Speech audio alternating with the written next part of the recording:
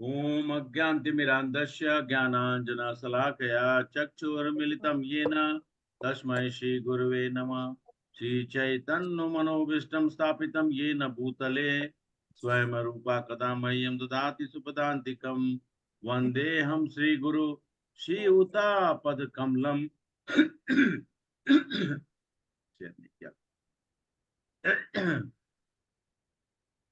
पदकमलं श्रीगुरु वैष्णवांश श्रीरूपं साग्रजातं सहगण रघुनाथावितं तं सजीवम् श्रीचैतन्यमनोभीष्टं स्थापितं येन भूतले स्वयं रूपा कदा मह्यं ददाति सुपदान्तिकं।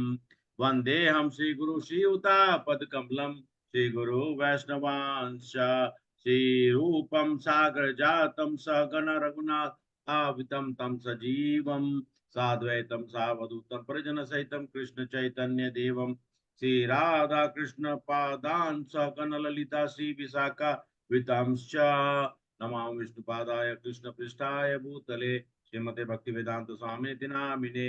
नमस्ते सरस्वती देवे गौरवाणी प्रचारिणे निर्विशेषा शून्यवादी पाश्चात्य देश तारिणे। हे कृष्ण करुणा सिंधु दीन बंधु जगतपते गोपेश गोपिका कांता राधा कांता नमस्तुते तप्त कांचन गौरांगी राधे वृंदावनेश्वरी विश्वानुसुते देवी प्रणमामि हरि। वांछा कल्पतरुश्च कृपा सिंधु एव च पतितानां पावनेभ्यो वैष्णेभ्यो नमो नमः। जय श्री कृष्ण चैतन्य प्रभु नित्यानंद श्री अद्वैत गदाधर श्रीवासादि गौर भक्तवृंद। हरे कृष्णा कृष्णा कृष्णा हरे हरे, हरे राम राम राम हरे हरे। मुखं करोति वाचालं पंगुं लंघयते गिरिं यत्कृपातं वन्दे श्रीगुरु दीनतारिणं। श्री परमानंद माधवं श्री चैतन्येश्वरम। राधा मदन मोहन जी का राधा, गोविंद जी का गोपीनाथ की राधा, रमन की राधा, माधव की राधा। जगन्नाथ बलभद्र सुभद्रा मैया की जय, सुदर्शन प्रभु की जय, गौरंगा की जय, गौरनिताय की जय, अनंत कोटि वैष्णवेंद्र की जय, श्री गोपाद की जय। ओम नमो भगवते वासुदेवाय। ओम नमो भगवते वासुदेवाय। हरे कृष्णा प्रभु ओम जी, नमो दंडवत प्रणाम भगवते प्रभु जी। वासुदेवाय। ओम नमो भगवते वासुदेवाय। ओम नमो भगवते वासुदेवाय। ओम नमो भगवते वासुदेवाय। नारायण नमस्कृत्य नरं चैव नरोत्तमं देवीं सरस्वतीं व्यासं ततो जयमुदीरये। नष्टप्रदाय भद्रेषु नित्यं भागवत सेवया भक्ति उत्तम श्लोके भक्तिमानेष्की। कृष्णाय वासुदेवाय देवकी नंदनाय च नंद गोप कुमाराय गोविंदाय नमो नमः। हरे कृष्णा माता प्रभु, थैंक यू सो मच। आप सभी लोग यहाँ पर उपस्थित हैं। नमोस्तुताय कृष्ण कृष्ण भक्ति राघव स्वामी जी नाम। और सभी राम भक्त यहाँ पर रामायण की कथा सुनने के लिए यहाँ पर उपस्थित है। और राम की कथा सुनना अपने आप में अद्भुत है। अद्भुत इसलिए कहता हूँ कि राम बसे हैं रोम रोम में, इस भारत के कण कण में। राम बसे हैं रोम रोम में, तो हम सब लोग के रोम रोम में भगवान राम बसे हैं। और कण कण में इस भारत खंड, भारतवर्ष, आर्यवर्त में बसे हुए हैं। बिना राम की जीवन हम सब लोग सोच ही नहीं सकते। न राम होते न हम होते। तो ये अयोध्यापुरी, कहते हैं कि अयोध्यापुरी अपने आप में जब हम लोग प्रार्थना करते हैं तो अयोध्यापुरी धाम की जय बोलकर प्रार्थना करते हुए भगवान श्री राम अपने धाम की ओर प्रवेश कर रहे हैं अपने। और हम लोग सब लोग ने प्रण किया कि थोड़ा 22 तारीख तक जब हम लोग फिर से दीपावली मनाएंगे, तब तक हम सब लोग भगवान राम की कथा करेंगे। तो कल हम सब लोगों ने भगवान राम की कथा का पहले से हम सब लोगों ने रूपांतर तैयार किया है। कल हम लोगों ने देखा कि रामानुज स्वामी जो हमारे श्री संप्रदाय के गुरु हैं, और वो राम अनुज हैं। राम अनुज का मतलब ही होता है कि राम के अनुज मतलब लक्ष्मण। तो लक्ष्मण जी के अवतार में गुरु तत्व में वो प्रकट हुए। तो उन्होंने कहा कि मैं अपने गुरु से 18 बार रामायण सुना। 18 बार में मुझे बार बार सुनने पर अलग अलग तरह का मुझे ज्ञान प्राप्त हुआ। पहली बार में भगवान राम के बारे में, अवधपुरी साकेत अधिपति, अयोध्या धाम वासी।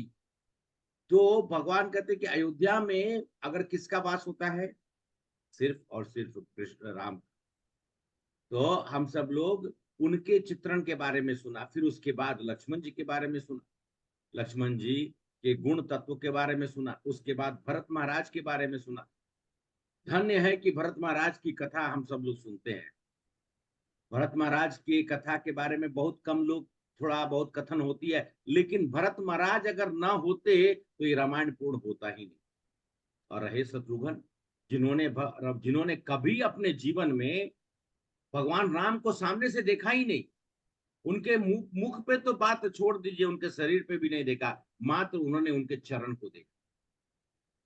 उसके बाद हम लोग सीता मैया को देखिए। वाल्मीकि रामायण में भगवान राम के बचपन की लीला का वर्णन थोड़ा, मतलब न के बराबर ही समझिए, कम है, बहुत कम है। क्योंकि वाल्मीकि जी को ज्यादा सीता मैया का चित्रण करना, क्योंकि सीता मैया उनके आश्रम में रही और सीता मैया के दिव्य जो कांति के साथ में, जब समय के साथ में वहां पर लव कुश का प्रकट हुआ, तो सीता मैया को बहुत नजदीक से देखे वाल्मीकि जी, रामचंद्र जी को नहीं देखे। तो जिसको आदमी देखता है उसी का तो चित्रण करता है। और इस रामायण में वाल्मीकि जी जो आदि कवि हैं, उनके बारे में अगर हम लोग ना सुने होते तो शायद रामायण का, क्योंकि वो हमारे गुरु तत्व है। और कैसे गुरु बने उसके बारे में आप लोग सुने कि वो एक डकैत थे।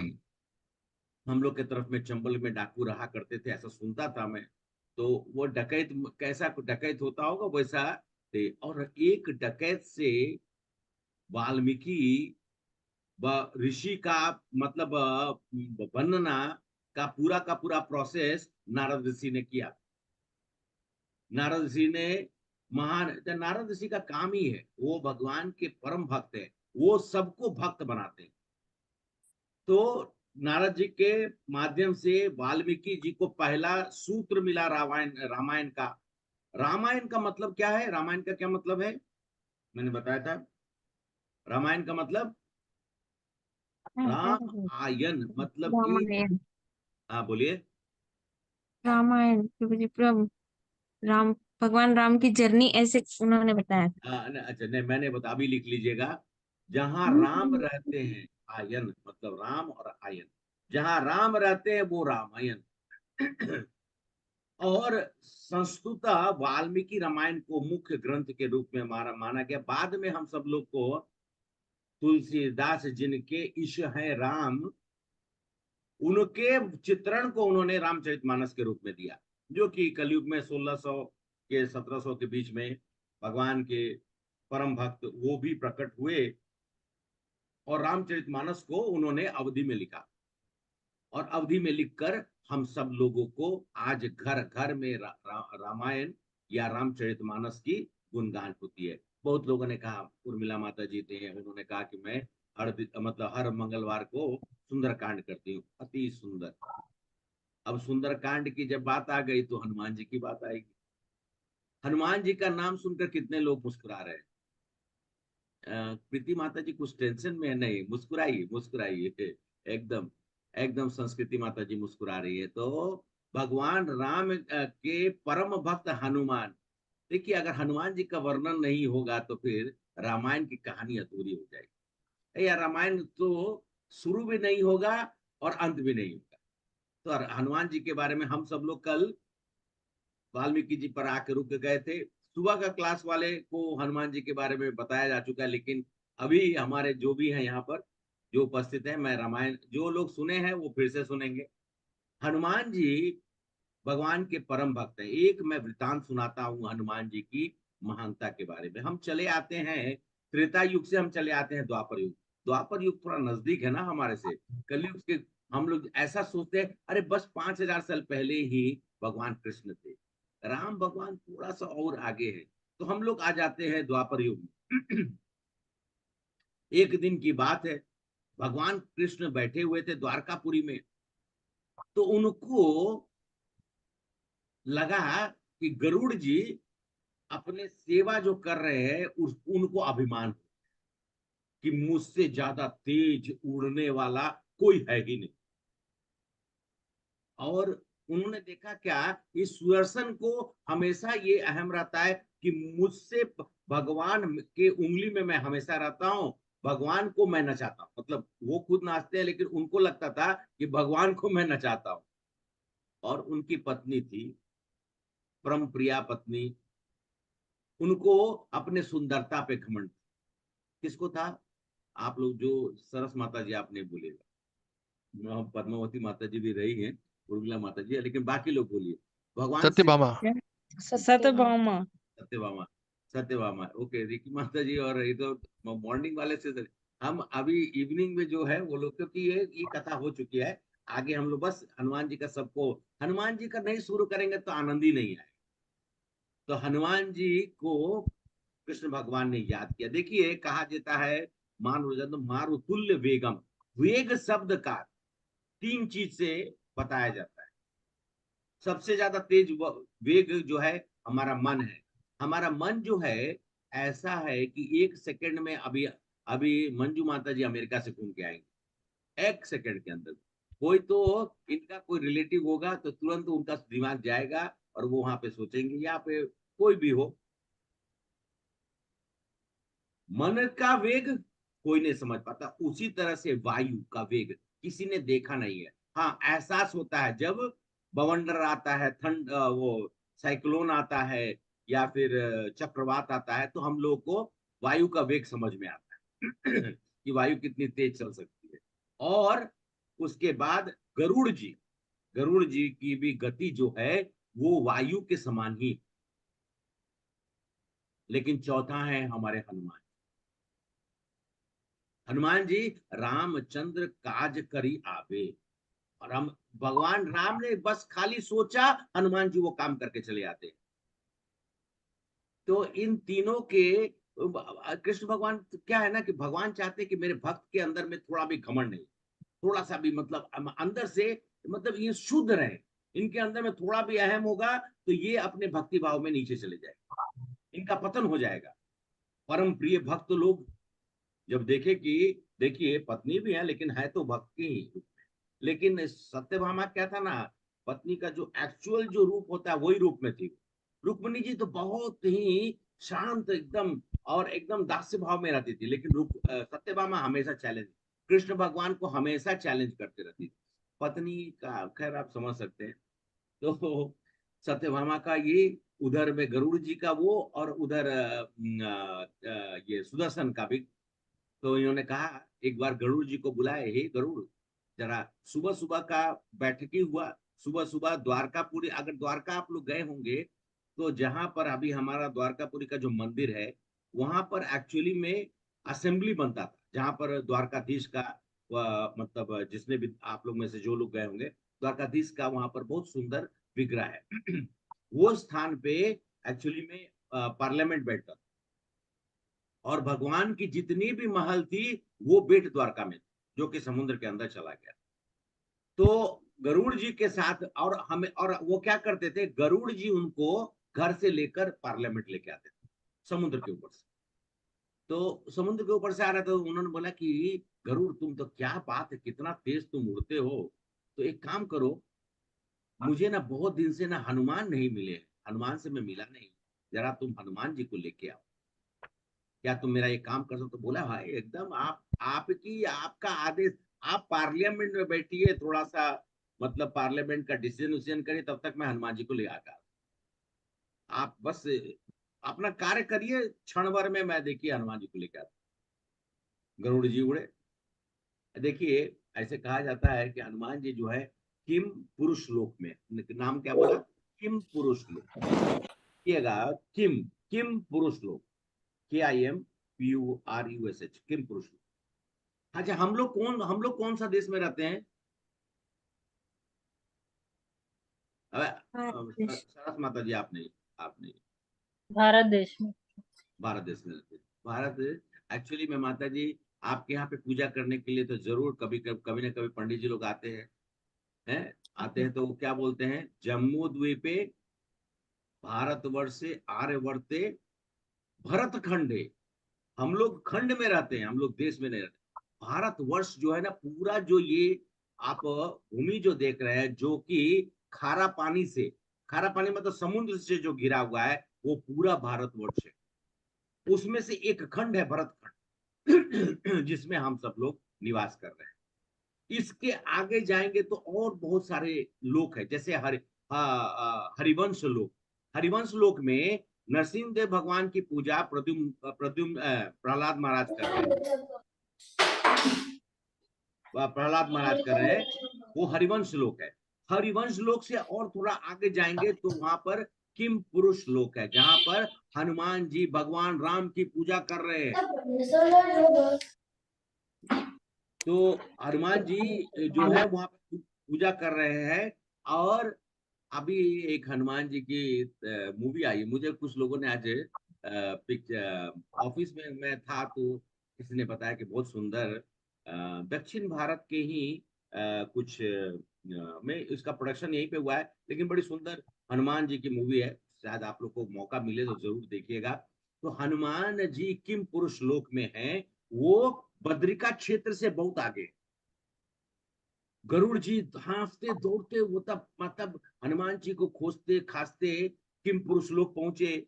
वहां पर देखे कि हनुमान जी एकदम श्री राम सिया राम सिया राम ऐसा करके वो अपना ध्यान मग्न है।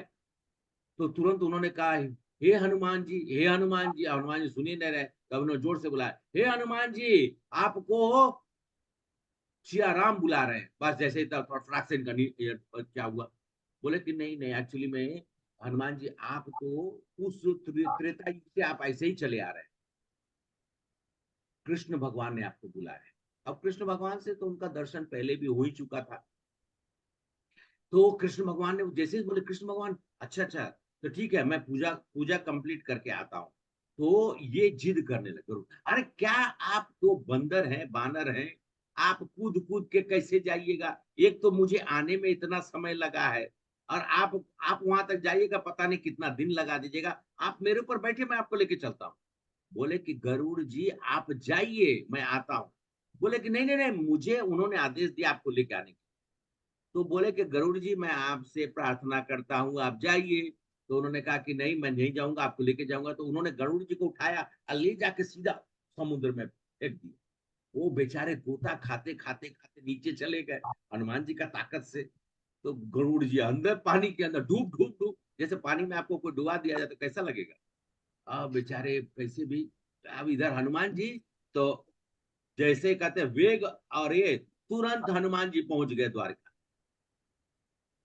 जब तक ये गरुड़ जी अभी पानी में ही है, तब तक तो हनुमान जी वहां पर, वहां देखे क्या। हाँ, इसके पहले कृष्ण भगवान ने क्या कह दिया सुदर्शन को कि आज मैं एकांत में हूं और कोई भी यहाँ पे नहीं आए, किसी को प्रवेश मत करने देना। परीक्षा ले रहे थे हनुमान जी को। अब हनुमान जी वहां पहुंचे। अच्छा, उसके पहले एक और चीज हुआ। ये आदेश देने से पहले सत्यभामा पहुंच गई। तो जब सत्यभामा वहां पहुंच गई तो कृष्ण भगवान को देखी कि उदास है। तो कृष्ण भगवान से पूछी कि क्या हुआ। तो उन्होंने कहा कि हनुमान आ रहे हैं, सीता जी को खोजेंगे, तो मैं क्या करूंगा। तो बोले कि मैं बन जाती हूँ, मैं सीता बन जाती हूँ। बोला अच्छा ठीक है। उन्होंने हामी भर दिया। भाई माता वो भी तो अंश में है ही, लेकिन बोले कि मैं सीता बन जाती हूँ। बोले इधर हनुमान जी पहुंच गए। सुदर्शन उनको, अब सुदर्शन को बोले कि सुदर्शन सुदर्शन भाई अब मुझे अंदर जाने दीजिए। तो बोले कि नहीं, कृष्ण भगवान का आदेश है, वो एकांत में है, वो किसी को बोले अंदर नहीं आने के लिए। बोले कि भाई मैं मैं उनका परम भक्त हूँ, मुझे जाने दीजिए, वो उनका आदेश है, मुझे वो मुझसे मिलना चाहते हैं। नहीं मैं नहीं जाने दे। उन्होंने फटाक से उसको पकड़ा, मुंह में दबा दिया। सुदर्शन को पकड़े सीधा मुंह के अंदर में और उसके बाद अंदर घुस गए। तो हनुमान जी जैसे ही अंदर प्रवेश किए, देखे किसी को देखे नहीं, भक्त है, परम भक्त है, सीधा दंडवत पड़ा। बिना देखे समझे उन्होंने सीधा दंडवत प्रणाम कर दिए। उसके बाद उठे तो कृष्ण भगवान को देखे, बगल में उन्होंने देखा, तो कृष्ण भगवान को बोले कि सीता मैया कहाँ है? और कृष्ण में राम को देख रहे हैं, वो कृष्ण को नहीं देख रहे, राम को देख रहे, सीता मैया कहाँ है? बोले बगल में तो है। अरे ये सीता है ये। अब सत्यभामा को तो इतना खराब लगा। अब मान लीजिए किसी स्त्री को बोल दिया जाए तो कैसा लगेगा उनको।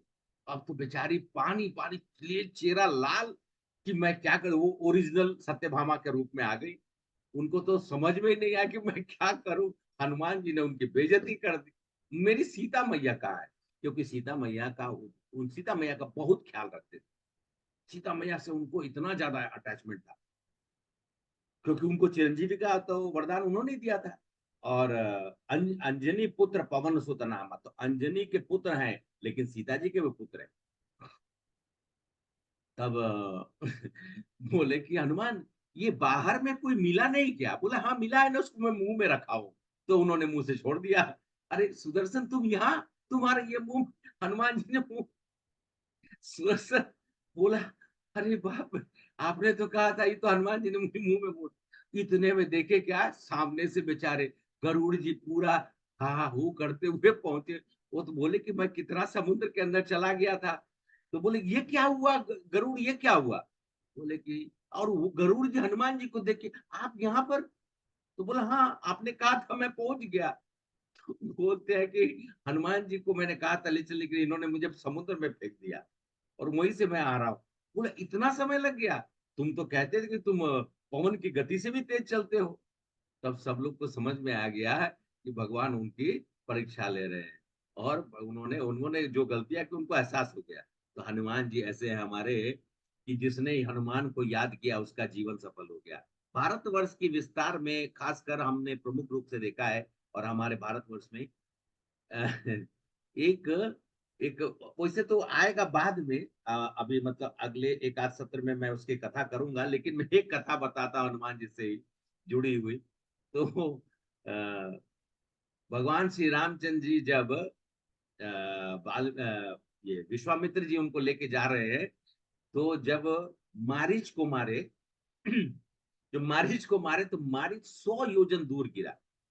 कौन सा जगह पे गिरा? हरे कृष्णा, किसी को मालूम है? मारीच जो गिरा वो मॉरिशस में गिरा। नहीं, आज का देश का नाम है मॉरिशस। तो मारीच मॉरिशस में गया। अब मॉरिशस के लोग हनुमान जी का पताका भी लगाते हैं। वहां पे दो दो रूप पे हनुमान जी रहे, घर घर में हनुमान जी है कि कहीं मारिच ना आ जाए। तो मारिच वहां पर, मारिच का मतलब होता है मृग तृष्णा। खैर वो कथा हम लोग अगले सत्र में करेंगे। तो हनुमान जी ने अपनी जीवन पर्यंत एक ही चीज है, जब हनुमान जी भगवान रामचंद्र जी वापस लौट के, एक और वृतांत सुनाता हूँ। तो हनुमान जी को सबका जाने का समय आ गया। भगवान राम ने कहा विभीषण जी से कि विभीषण जी लंका में युद्ध हुई है, सभी स्त्रियां वहां पर जो हैं विधवा हो गई हैं, और वहां पर दुख का सागर जो है टूटा हुआ है। आप राजा होने के नाते आप जाकर सबका ढांढस बधाइए। अब यहाँ पर रह के आप यहाँ अयोध्या में, हम तो बहुत खुश होंगे कि आप अयोध्या में रहिए, लेकिन आपका दायित्व है वहां पर जाकर अपने कर्तव्य का निर्वाह करने के लिए। तो विभीषण को भेजे। फिर सुग्रीव को बोले कि किष्किंधा नगरी, किष्किंधा का जो राज है वो ये सुग्रीव और अंगद दोनों आए हुए हैं। तो बोले कि राजा और राजकुमार दोनों यहाँ पर हैं।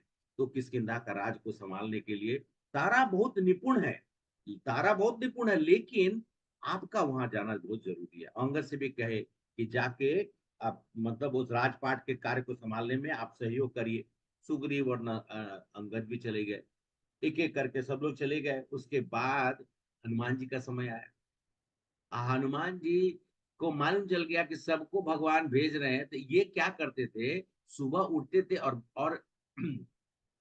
भगवान के आने के बजाय ये कहीं कहीं भाग जाते थे कि दिखवे नहीं करे। होते होते होते एक दिन अब और हनुमान जी सोच रहे कि हमको करना क्या है, कि हमको भगवान अपने इतना तो जन्म मतलब इतना समय हो गया भगवान से दूर रह के, अब मैं नहीं रह सकता हूँ। तो इन्होंने देखा एक दिन चुपके से देखा कि सीता मैया सुबह सुबह स्नान आके करके और कुछ लाल रंग का लगा रही।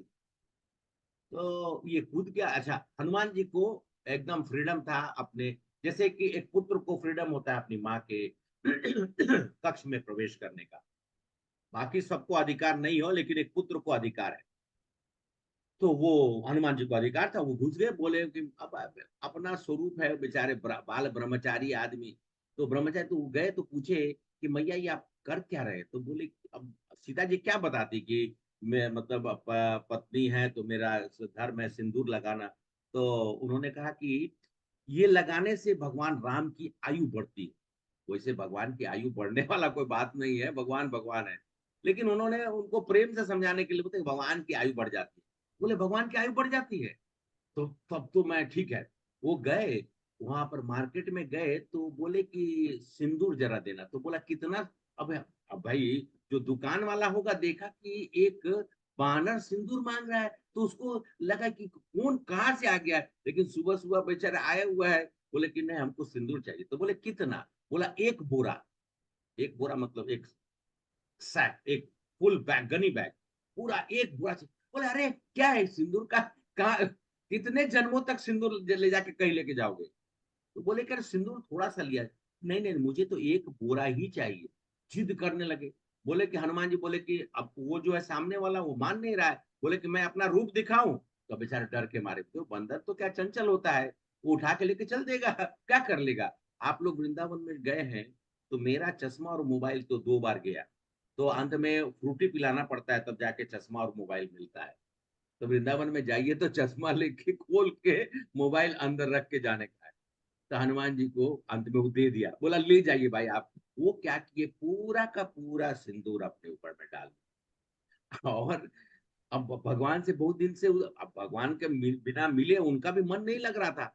पहुंच गए भगवान के वो वो क्या बोलता है राजमहल में, जहां पर गोष्ठी लगी हुई थी, जहां पर पार्लियामेंट बोलिए पार्लियामेंट था।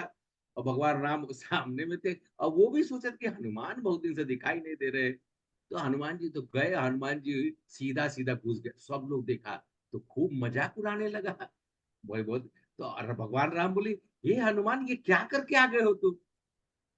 तो हनुमान जी को लगा कि सब मेरा उपहास कर रहा है। तो हनुमान जी के पास भगवान राम आए तो राम जी से उन्होंने कहा मैं सीता मैया से पूछा था, वो तो सिर्फ इतना सा लगाती हैं आपका आयु बढ़ाने के लिए, मैंने पूरा शरीर में ही लगा लिया। तब से हनुमान जी को सिंदूर लगाया जाता है, भगवान के नाम का सिंदूर लगता है।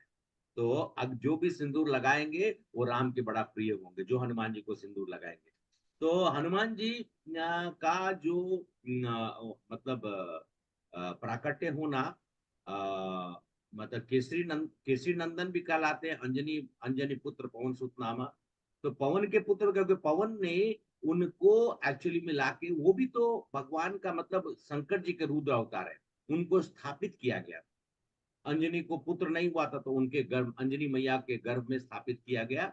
और केसरी जो है वो अंजनी के मतलब हस्बैंड हुए। तो उनको उनकी इसलिए केसरी नंदन भी कहा जाता है। तो 3 तरह का चीज होता है, कभी कभी हम सब लोग नहीं समझ पाते कि आखिर ये पवन सुत भी है, तो पवन माध्यम है और अंजनी मैया उनको धारण की है और केसरी उनको प्रोटेक्शन दिया, मतलब पिता होने के नाते। तो केसरी नंदन कहलाते। तो हनुमान जी का, और वो बचपन से ही बाल ब्रह्मचारी थे। हनुमान जी की तो अनगिनत कथाएं हैं। मतलब हनुमान जी की कथा सुनते रहिए तो रामायण चलता रहेगा चलता रहेगा। लेकिन हम लोग यहाँ पे हनुमान जी को स्टॉप करके फिर दूसरे कैरेक्टर के पड़ जाते हैं। सुग्रीव जी के बारे में कल हम लोग ने सुने थे ना, सुग्रीव जी का सुना था आप लोगों ने? हरे कृष्णा। माता जी, प्रीति माता जी, सुग्रीव के बारे में सुना था? जस्ट हमने बेस्ट सिर्फ ये फ्रेंड बताया था प्रभु की मित्र है उनके। बेस्ट फ्रेंड है बोल के बोले थे। अच्छा अच्छा। इतना ही काफी बताया खुश था है। ना? इतना ही बताया था, ओके। तो यस प्रभु। सुग्रीव जी भगवान के प्रिय मित्र में से। तो अब मित्र होने का मतलब यह है कि अब सुग्रीव जी का थोड़ा सा डिस्क्रिप्शन देना पड़ेगा। सुग्रीव कौन थे? किष्किंधा के राज। और सुग्रीव जो, सुग्रीव का मतलब क्या होता है? जिस सुग्रीव, ग्रीवा मतलब गर्दन, जिसका गर्दन बहुत सुंदर हो, गर्दन की जिसके नसें बहुत सुंदर हो, उसको सुग्रीव कहा जाता है। सुग्रीव।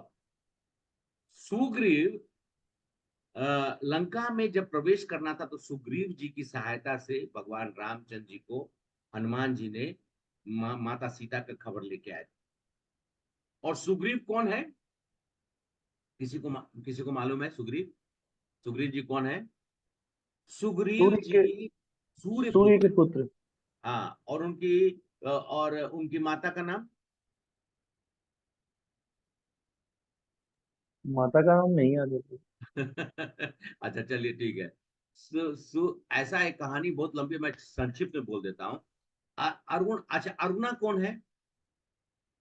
सूर्य भगवान। हाँ? माता अरुणा, हु इज अरुणा?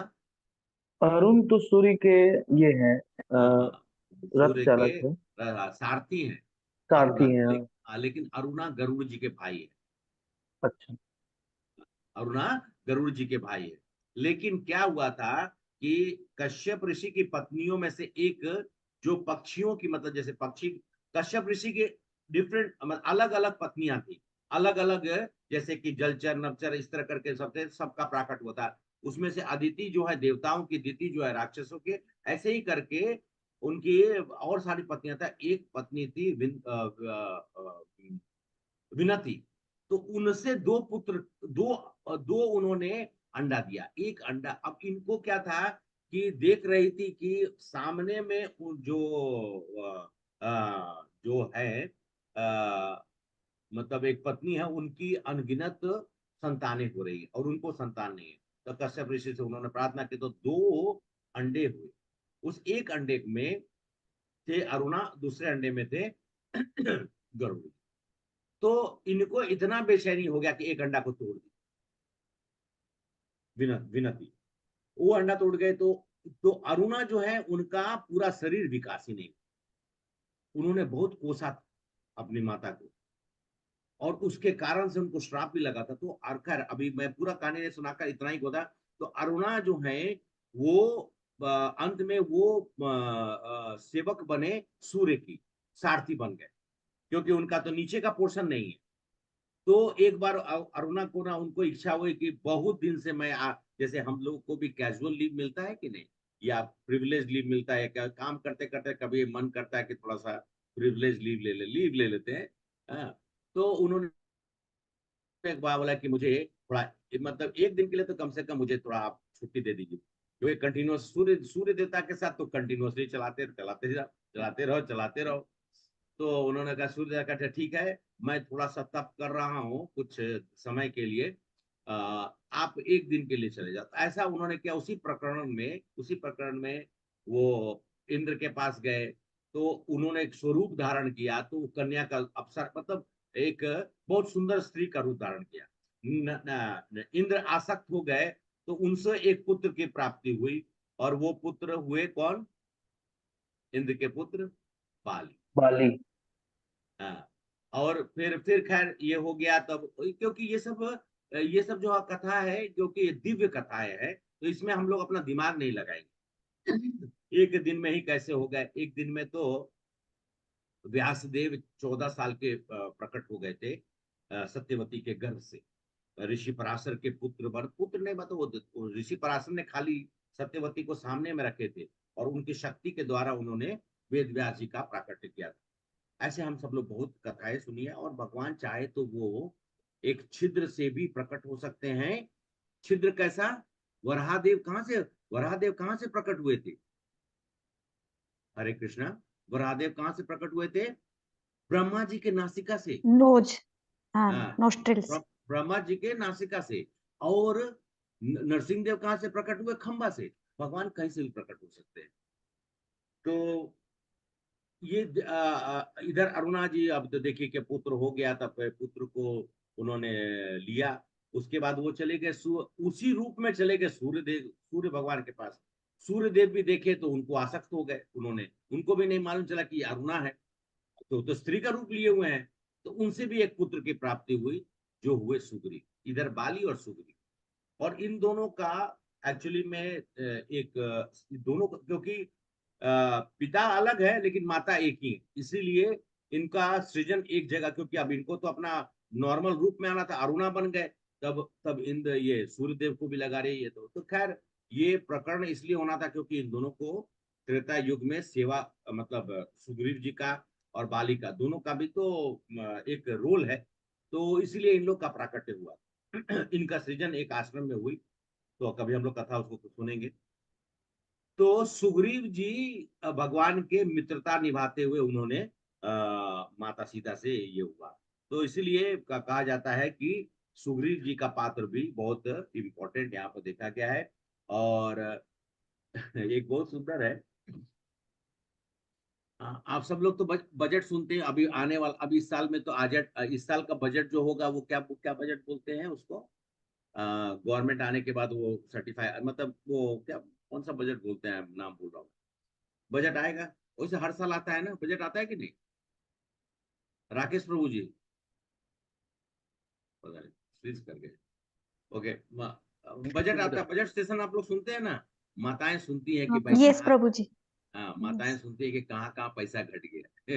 कहाँ एंड कहाँ पे कितना टैक्स देना पड़ेगा कितना, हाउसवाइफ इस कितना, और कितना टैक्स देना पड़ेगा। ऑर्नामेंट्स का क्या? ऑर्नामेंट्स में बढ़ा तो नहीं, ऑर्नामेंट्स में बढ़ गया तो बड़ा बहुत दुख होता है, फिर बहुत कोसते हैं। तो और पुरुषों का तो खैर मत बोलिए, अब ना ही बोले तो ज्यादा अच्छा है। उनको ये मालूम कि दारू पे कितना टैक्स घटा। एंड प्रभु जी और एक माताएं जो रखते हैं जो छुपा के उसमें कुछ टैक्स तो नहीं लगेगा वो वो भी है। और माताएं टैक्स रखती है, तो मुझे याद आया, मेरे पिताजी घर बना रहे थे, मतलब उस घर बनाने का मतलब कि दायित्व तो मेरा था, पिताजी लेकिन अपने हिसाब से बनवा रहे थे। मेरी दादी का उन्होंने अपना शरीर छोड़ दिया, तो मुझे पिताजी, मतलब कि 2002 की बात है। आज भी याद है, क्योंकि माताजी ने कुछ बोल दिया इसलिए मैं बता रहा हूँ। तो मेरे पिताजी काम जो कर, तब तो माता माता का जब माता के मुख में जल देकर, तुलसी पत्ता देकर, अब तो बोले कि अब काम तब तो बंद करा देना है। तो उन्होंने आकर जो सुपरवाइजर था उसको बता दिए कि ऐसा ऐसा हो गया है, तो उन्होंने कहा कि आप जाइए। और उनके पास जो पैसा था वो सब उन लोगों को डिस्ट्रीब्यूट कर दिए कि भाई आज का दाढ़ी ये वो, जिसका जिसका जो जितना था। वापिस आए तो माता जी से बोले कि अब तो पैसा नहीं, मेरी माँ का श्राद्ध कैसे करेंगे? बोले मैं कथा सुनता था कि संतान के पास पैसा नहीं होता है, माता का श्राद्ध करने की, तो बड़ा, मतलब ये तो जुल्म हो जाएगा कि मैं अपनी नौकरी किया और अपनी माँ का श्राद्ध नहीं कर पाऊंगा ठीक से। तो मेरी माता जी ने कहा कि किसने कहा कि आप श्राद्ध नहीं कर सकते? माता जी ने तुरंत अपना वो जो कंसील्ड, मतलब छिपा हुआ धन निकाल कर पिताजी के हाथ में दी। वो 10-12 हजार रुपया था, 2002 में 10-12 हजार बहुत था। तो उससे उन्होंने फिर उनको गंगा जी के किनारे, मेरे पिता की बहुत इच्छा की मेरी माता का अंत्येष्टि गंगा के किनारे हो। हम लोग के तरफ में गंगा जी दो तरफ में है, उत्तर उत्तर भाग, ये दक्षिण भाग में, हमारे घर से दक्षिण भाग में भी है पहलेजा घाट, और एक अगर कहा जाए तो उत्तर भाग में भी है। तो खैर जाकर हुई, तो मैं इसलिए तो वो सब चीजों को सुनकर तो ठीक है। हनुमान, अभी भगवान रामचंद्र जी का हम लोग टॉपिक पे आते हैं, भगवान रामचंद्र जी का जो, अच्छा हाँ, ये बताइए आप लोग, कॉमन थोड़ा सा पूछ रहा हूँ कि बजट में सबसे ज्यादा बजट किसके लिए किया जाता है? बजट में सबसे बड़ा पैकेज किसको मिलता है? आगे के लिए, आगे के लिए रख, आगे के लिए, फ्यूचर आर्मी, के लिए, डिफेंस के लिए, है? आपने क्या बोला, फ्यूचर आर्मी? के, है? नहीं फ्यूचर के लिए बोला मैंने। नहीं नहीं, फ्यूचर नहीं, डिफेंस के लिए। डिफेंस का बजट हमेशा ज्यादा रहता है, डिफेंस का बजट हमेशा ज्यादा रहता है। भगवान रामचंद्र जी का जो आर्मी का जो बजट था वो जीरो बजट था, जीरो बजट। ऐसा कभी सुना आप लोगों ने? भगवान रामचंद्र जी के आर्मी का बजट जीरो। ना ड्रेस चाहिए, ना शस्त्र चाहिए, ना खाना पीना चाहिए, तो जीरो बजट है। और चल के, और उन लोग को ना कोई घोड़ा गाड़ी इत्यादि इत्यादि कुछ नहीं चाहिए। हमारे तो बंदर भालू लोग दौड़ते तो पत्थर उठा उठा के फेंक देते थे, उनको शस्त्र की भी जरूरत नहीं थी, अपना पूंछ में बांध के लपेट के उड़ा देते थे। ऐसा तो हमारे भगवान रामचंद्र जी की, हनुमान जी की सेना या जामवंत की सेना, सुग्रीव जी की सेना, ऐसा बोल सकते हैं। तो 0 बजट सेशन था। तो अब रामायण का हम सब लोग ओके, अभी हमारे पास है 20-25 मिनट और है, मैं कोशिश करता हूँ। है तो काफी, लेकिन ठीक है जितना तक हो सकता है, फिर अगला सत्र में हम लोग करेंगे। तो रामायण का अब शुरुआत होती है। एक्चुअली में रामायण कल मैंने जो बताया था, रामायण फ्यूचर टेंस में।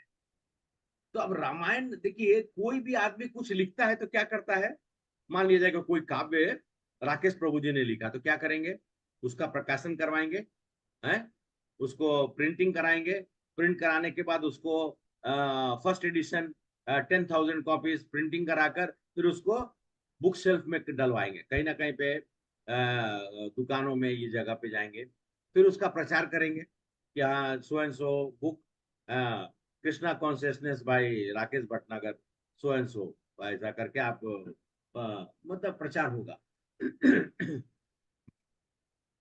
रामायण का प्रचार कैसे होगा? वाल्मीकि जी ने रामायण लिख दी, जैसा ब्रह्मा जी ने आदेश दिया, परमपिता परमेश्वर उन्होंने आदेश दिया तो रामायण लिख दिया। रामायण तो फ्यूचर टेंस में है। अब रामायण से लिख तो इसको इसको इसको पहुंचाए कैसे? तब वो सोच में पड़े हुए थे, तब अचानक से उनको ध्यान में आया कि दो बालक, दो ही सूर्यभूप, मतलब दो बालक, जो मतलब कौन है, भगवान राम के दोनों पुत्र लव और कुश, बड़े सुंदर, भगवान राम के जैसे ही। उन्होंने उनको देखा, तब उनको अरे ये तो बालक सब गुण में निपुण है, ये तो, उन्होंने शस्त्र विद्या सब कुछ उनको सिखा दिया। और ऐसी शस्त्र विद्या सिखाई कि आप लोग को मालूम ही है कि शस्त्र विद्या ऐसी सिखाई कि सबको हरा देते, यहाँ तक कि भगवान रामचंद्र जी भगवान है, लेकिन उनके पुत्र ने के सामने में उनको युद्ध करने में दिक्कत हो। खैर, तो लव कुश को उन्होंने देखा तो बोले ये सही है। इन लोगों को वाद वाद यंत्र आता था बजाना, वीणा, कोई भी यंत्र बजाते थे, वीणा लेके। तो एक दिन क्या हुआ, उन्होंने उनको पूरा सिखा दिया, पूरा सिखा दिया, रामायण पूरा उनको कंठस्थ करा दिया। और एक बार एक मंडली जा रही थी, कहाँ, अयोध्यापुरी की ओर, वाल्मीकि जी के आश्रम से अयोध्यापुरी की ओर जा रही थी मंडली, साधु मंडली। तो साधु मंडली यात्रा पे जाते हैं, तो इन वाल्मीकि जी को ये दोनों बोले कि हम लोग सुने हैं कि अयोध्या जा रहे हैं, और आपने बताया है कि अयोध्यापुरी श्री राम। उनको, ये दोनों को मालूम नहीं है, लवर को उसको मालूम नहीं कि राम उनके पिता है। उनको सिर्फ मालूम है सीता, उनके बारे में शायद कभी उन्होंने पूछा भी नहीं होगा, जो भी हो, जैसा परवरिश हुआ होगा। और उनको मालूम है गुरु के बारे में, बस दो ही के बारे में वो जानते ही थे, लेकिन पूरी कथा राम की जानते थे। तो उन्होंने वो उनके साथ में गए, जब अयोध्या में घुसे तो लगा कि जैसे कि पूरा अयोध्या प्रकाश में हो गया हो। भगवान राम थे वो तो है ही, लेकिन और प्रकाश बढ़ गया। और उनके मुख से जो वाणी निकल रही थी, जो गा रहे थे, क्योंकि अनुष्टुप छंद को, रामायण को उन्होंने एक गीत के तरीके से जो है बना दिया, जिसे हम लोग गा सकते हैं। तो जब ये भगवान रामचंद्र जी के कानों में पड़ा तो बोले, करे इन बच्चों को जरा, इन बालकों को जरा लेके आ जाओ। और उन्होंने राजमहल में बुलवाए और उन्होंने उन्हें प्रार्थना की कि आपके मुखों से निकली हुई शब्द हमारे कानों में शहद के जैसा जा रहा है, और आप जो चर्चा कर रहे हैं तो कृपया करके यहाँ पर बैठ के पूरी, उन्होंने कहा कि सब लोग यहाँ बैठे हैं, सबके सामने में आप लोग, आप दोनों जो हैं, आप लोग गाइए। तो आप सब लोग तो शायद देखे ही होंगे उत्तरकांड में कैसे वो गा आकर। तो ये शुरुआत हुई रामायण की कथा एक्चुअली में। अब इस कथा के माध्यम से हम सब लोग का मतलब आगे का हम लोग विवरण करते जाएंगे, और इसको हम लोग सुनने का प्रयास करेंगे कि एक, अब उन्होंने क्या कहा, अयोध्यापुरी एक जगत, वो बता रहे हैं, अयोध्यापुरी एक जगत थी। अयोध्या के नरेश थे दशरथ महाराज। अयोध्या मतलब कि जहां अयोध्या, मतलब कि जहां पे युद्ध नहीं होता उसको अयोध्या। अवधपुरी, अवधपुरी भी उसका नाम था। अवध मतलब उसके बाद कुछ और है नहीं। जिस अयोध्या में कभी स्त्री कभी भी ये विधवा नहीं होती थी, जिस अयोध्या में कभी कोई बीमारी नहीं होती थी, जिस अयोध्या में कभी पिता अपने पुत्र की अंत्येष्टि नहीं करता था, वो अयोध्यापुरी थी। जिसके राजा थे दशरथ। दशरथ महाराज की 3 पत्नियां थी। 3 पत्नियां, वैसे तो उनकी और भी पत्नियां थी, लेकिन 3 प्रमुख पत्नियां थी। माता कौशल्या, माता सुमित्रा और माता केकई। राजा दशरथ की कथा भी वो शुरू कर देते हैं दशरथ जी के बारे में। वो दशरथ जिनकी रथ 10 दिशा में जाती है। हम सब लोग तो आज तक जाने, हमारे सनातन धर्म में 10 दिशा है, हम सब लोग जानते हैं। लेकिन बाकी लोग को पूछिए तो नॉर्थ साउथ ईस्ट वेस्ट ही जाते हैं। अब थोड़ा बहुत उन लोग को मालूम चला कि कोण भी होता है। साउथ साउथ ईस्ट कोण जो है अग्निय कोण है। साउथ वेस्ट कोण, साउथ वेस्ट जो है वो हमारे पितरों का है। और वहां पर कहा जाता है कि वहां पर हम सब लोग, जो घर का मालिक है उसका साउथ वेस्ट में उसका घर होना चाहिए, जिससे कि घर की सुदृढ़ता बढ़ती है। नॉर्थ ईस्ट कोण जो है वो ईशान कोण है, जहाँ भगवान का वास होता है। नॉर्थ वेस्ट कोण जो है वो वायु का वास होता है। कहा जाता है कि गेस्ट और ये लोग आते हैं तो गेस्ट जो है वो वायु कोण में रखते हैं, इसलिए कि आए और गए। ज्यादा दिन तक गेस्ट लोग को रखने का मतलब होता है कि घर में फिर प्रकरण चालू हो जाता है। माताएं बोलेगी कितना दिन तक मैं खाना बनाऊंगी। तो एनीवे, गेस्ट खैर, अतिथि देवो भव, हम सब लोग, मैं ऐसे सीरियसली नहीं लीजिएगा। तो इस तरह का ये सब कोणों का है। एक ऊपर में भी है, एक नीचे में भी। 10 दिशा में 10, जिसकी रथ 10 दिशा में चलती थी। दशरथ का मतलब ये भी है जिसने 10 इंद्रियों के ऊपर में काबू थी। 10 इंद्रिय क्या है? 5 कर्म इंद्रिया, 5 ज्ञान इंद्रिया, इनके ऊपर काबू थी। ये महाराज जो है ये बड़ा दुखित थे। आज हाँ, एक और चीज यही तो बोलना भूल गया, ये बहुत इंपॉर्टेंट चीज। इस अयोध्या में हर व्यक्ति के पास एक महल था, और हर व्यक्ति जो है वो मुकुट पहनकर, कुंडल पहनकर वो बाहर निकलता था, और सबके पास रथ था। अब हम ये जब सुने तो, और मैं पढ़ रहा था तो मैं सोचने लगा, ये यहाँ तो आजकल कोई प्राइम मिनिस्टर बड़े, ये कौन है, जो बाइडेन ना, उसका आपने देखा है कि उसका सर पे कुछ है? हमारे मोदी जी का सर पे तो नहीं। कहाँ से आएगा मुकुट? वो मुकुट सोने का मुकुट हुआ करता था। कान में बड़े बड़े कुंडल। मतलब पुरुष की बात कर रहा हूँ, माताओं का तो बात छोड़ दीजिए। माताओं को तो ऊपर में जितना गहना होगा सब मान लीजिए, बट यहाँ पुरुष की बात हो रही है। लेकिन हाँ, फिर मैं बड़ा ध्यान से सोचने लगा कि कुछ तो अभ्रंश है। कलयुग में क्या हुआ, ये मुकुट की जगह पे हेलमेट आ गया। हम लोग हेलमेट डाल के घूम जाते हैं कि नहीं? मैं ऑफिस में भी काम करता हूँ तो हेलमेट डालता हूँ, और स्कूटर चलाइए तो हेलमेट डालिए। तो मुझे लगा ये जो है ना, कलयुग में भगवान बोले कोई बात नहीं है। उस समय में तो मतलब मुकुट हुआ करता, इस समय में हेलमेट पहन। और कान में कुंडल के जगह पे आजकल वो ईयरफोन जो है लोग घूम लगा के, वो पता नहीं क्या बोलते, क्या बोलते हैं उसको, ईयरबड या क्या क्या, फोन पॉड, आईपोड, ये लगा के दो। आप लोग देखते होंगे यहाँ से लटका हुआ है, किसी का कुंडल उंडल नहीं। तो वो थी अयोध्यापुरी। उस अयोध्यापुरी में अब थोड़ा सा हम लोग आगे बढ़ते हैं। दशरथ महाराज के परम प्रिय मित्र थे रोमपाद महाराज। रोमपाद का मतलब क्या होता है? जिसके पांव में रोआ निकला हो। रोम मतलब रोआ, क्या उसको बोलेंगे, जैसे रुआ का मतलब होता है कि जो बहुत ही महीन बाल होता है ना वो उसके। तो रोम मत ऐसा किसी को देखेंगे नहीं, लेकिन उनका नाम ही पड़ा क्योंकि ऐसा थे। अंग देश के महाराज थे, लेकिन राजा दशरथ के बड़े प्रिय थे। एक दिन रोमपाद आए अयोध्या में, और अयोध्या में आकर उन्होंने, दशरथ महाराज उनको बड़े आओ भगत से उनको आए, मिलाए, बैठाए, और अतिथि सत्कार हुआ। और राजा और राजा लोग आते थे तो ऐसा नहीं होता था, स्टेट गेस्ट है ना, स्टेट जैसे आजकल होता है 3 डेज स्टेट गेस्ट, 1 डे, ऐसा नहीं। उस समय राजा आते थे तो अपने हृदय से उन लोग 10 दिन, 15 दिन, महीना रहते थे, और आतिथ्य स्वीकार करते थे। कुछ दिन के बाद रोमपाद बोले कि अब मेरा साम्राज्य जो है, अब जो है थोड़ा सा मुझे वापस जाना पड़ेगा। तो बोले कि दशरथ महाराज बोले कि लेकिन आप दुखित क्यों है? बोले बहुत पुत्र है लेकिन पुत्री नहीं। तो रोमपाद बोले ऐसा, तो दशरथ महाराज देखिए, रघुकुल रीत सदा चली आई, प्राण जाए पर वचन न जाए। उन्होंने वचन दिया था कि आपको कुछ कोई दुख होगा, कोई कारण होगा, उसको मैं उसको पूर्ण करूं। बोले कि बताइए महाराज क्या कारण है कि आप दुखित है? तो बोले मुझे पुत्री नहीं। तो बोले तो उस समय में उनको कौशल्या मैया से एक पुत्री के प्राप्त हुई थी। वो पुत्री उन्होंने उनको दे दिया।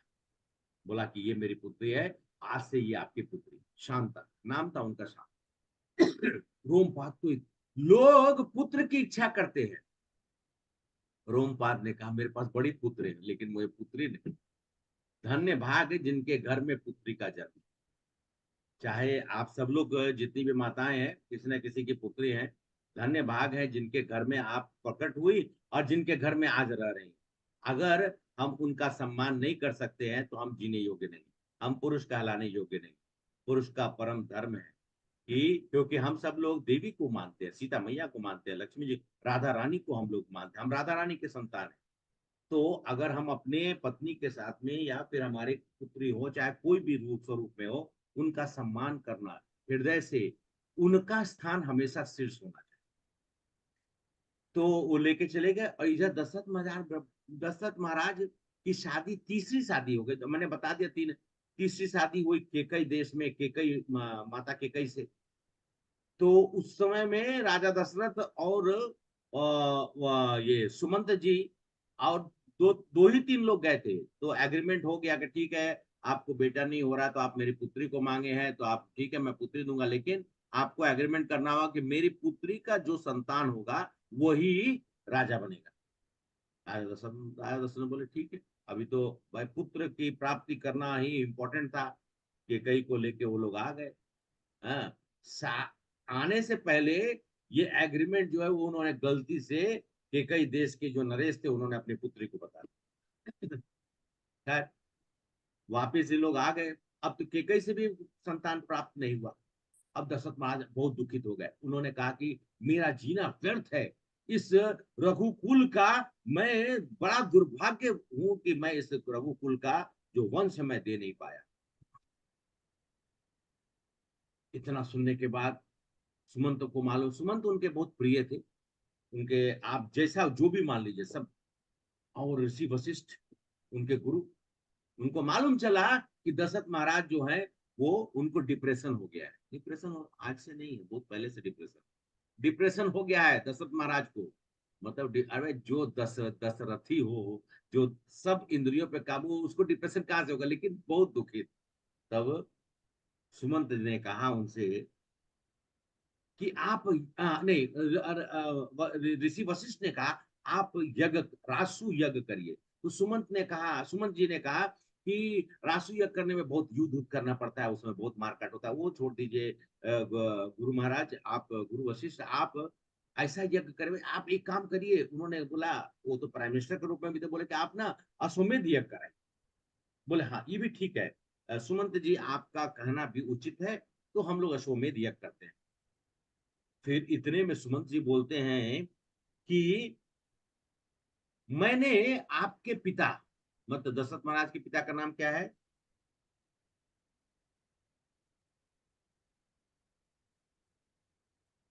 दशरथ महाराज के पिता का नाम क्या है?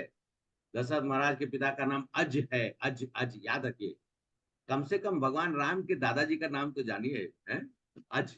अच्छा अच्छा। कोई पूछ देगा तो हम लोग की बेइज्जती हो जाएगी, मतलब हम सब की। हम इसलिए कुछ तो कम से कम हम लोग को धरोहर रखना है। वह बहुत याद है मुझे, अपने वंशावली में 5 ही लोगों के नाम याद है।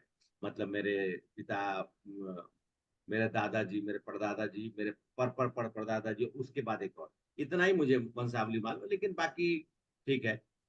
तो अज जी, तो सुमंत जी ने कहा कि मैंने एक भविष्यवाणी सुनी थी कि आपके पिताजी से, मतलब अज से मिलने के लिए सनत कुमार है। सनत कुमार कौन है?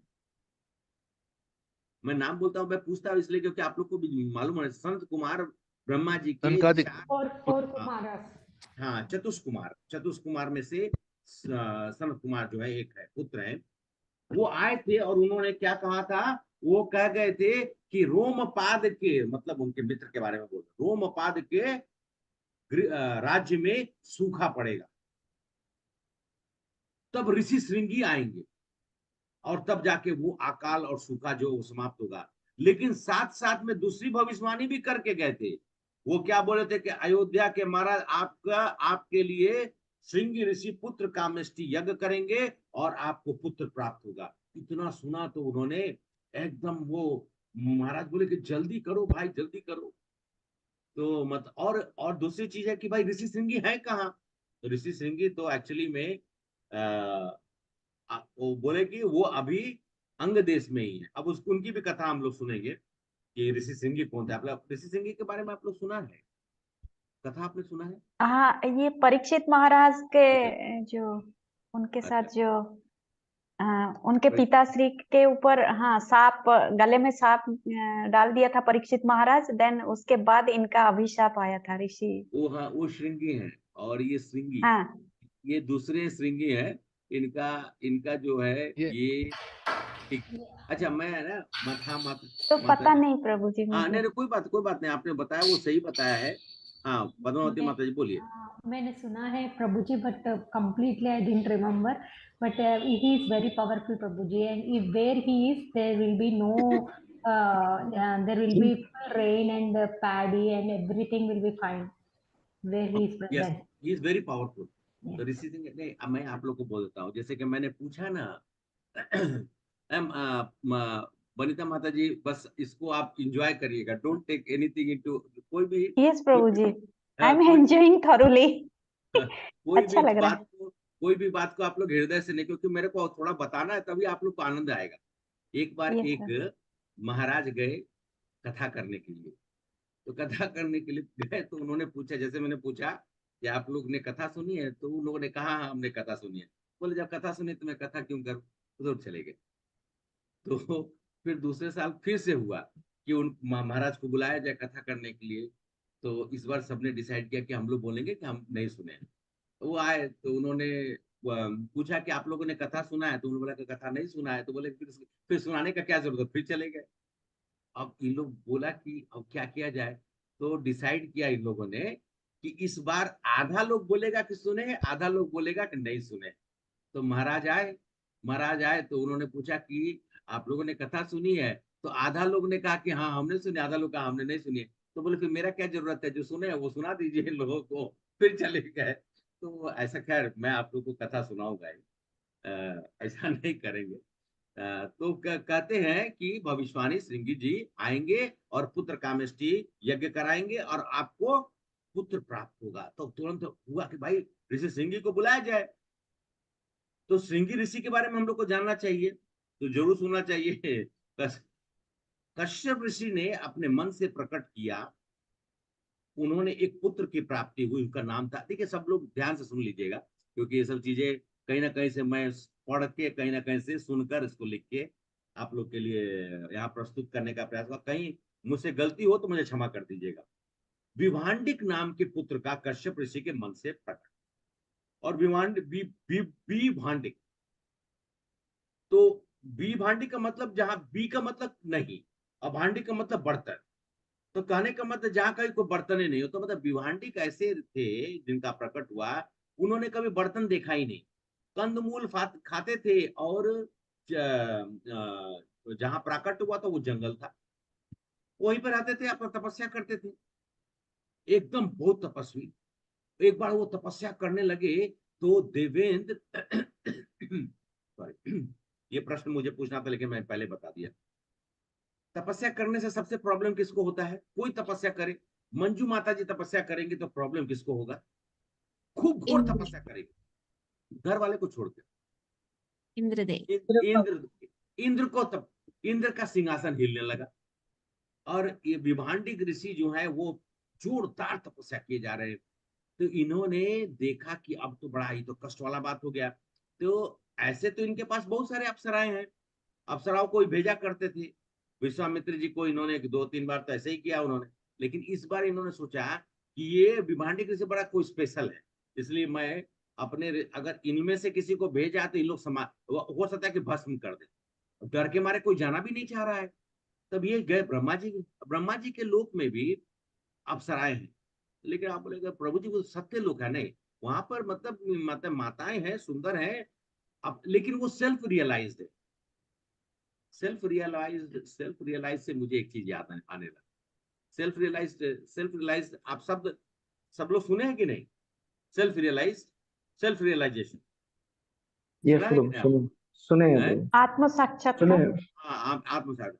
तो self realised chapati is pizza.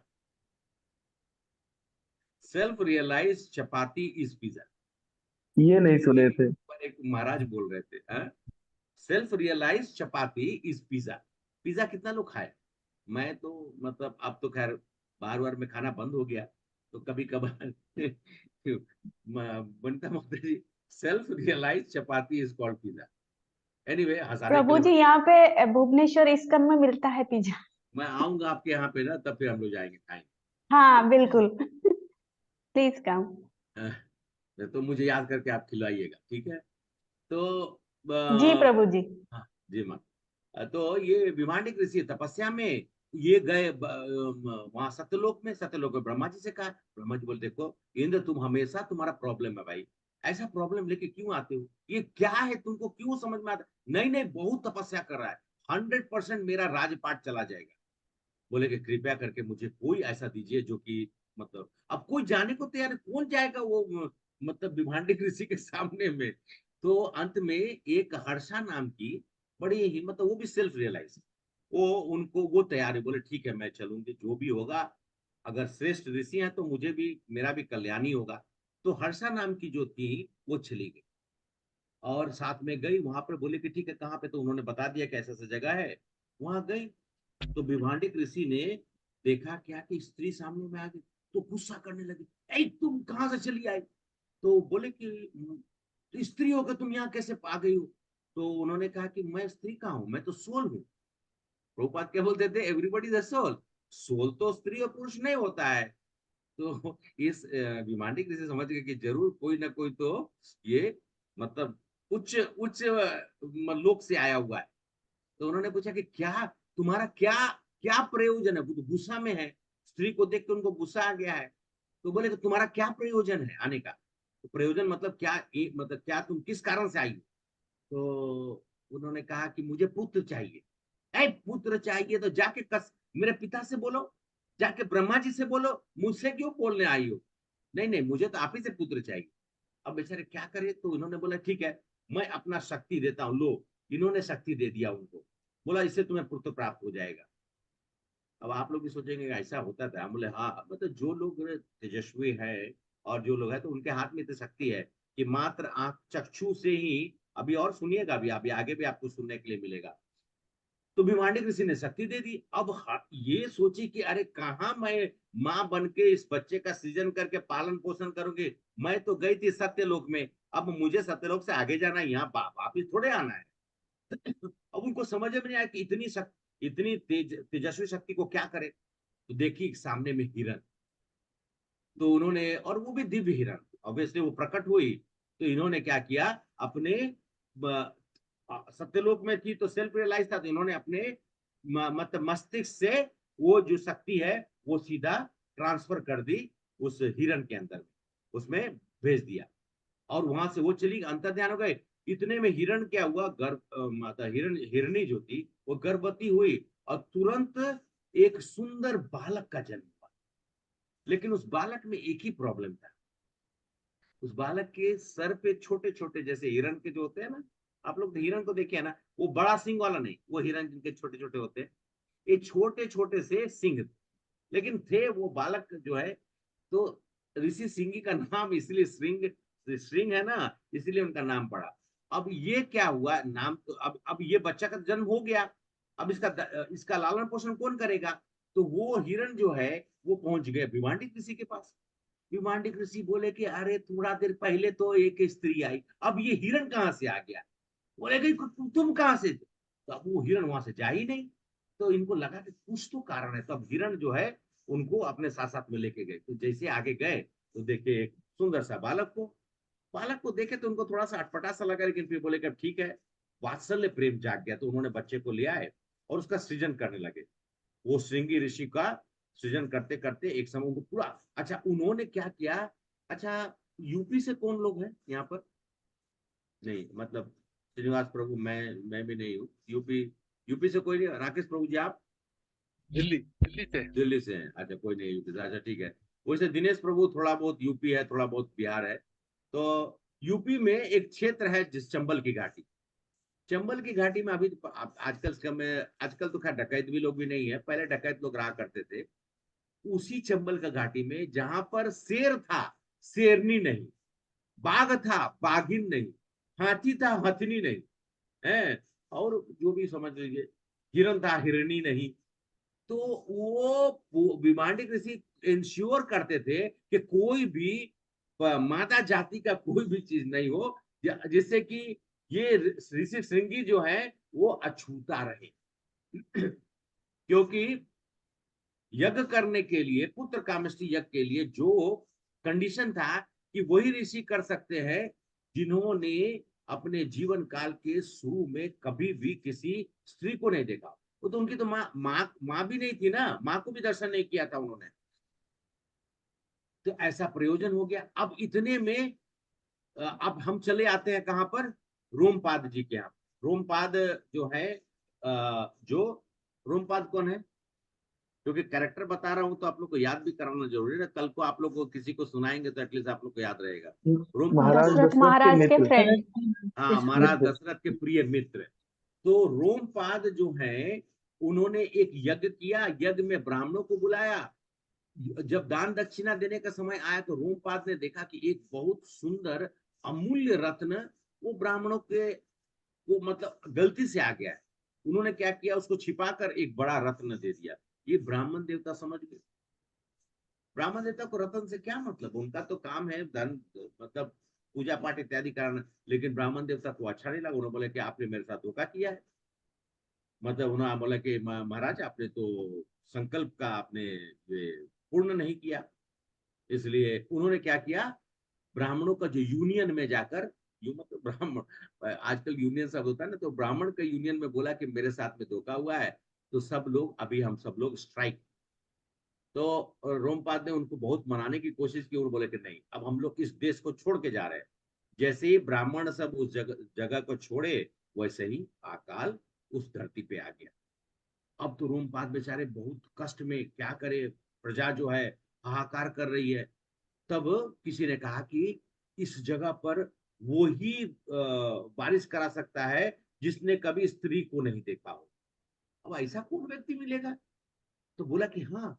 तब उनके एक जो मिनिस्टर थे, उन्होंने बताया कि एक है, एक श्रेष्ठ ऋषि है, उनका नाम है श्रृंगी ऋषि। लेकिन उनको लेके आएगा कौन। तो बोले कि अरे तुरंत जाओ उनको लेके आओ। बोला कि कौन लेके आएगा। उनके पिता है विभांडिक। गलती से कोई विभांडिक के सामने गया तो भस्म। श्रृंगी जी की बात छोड़ दीजिए, विभांडिक का उनको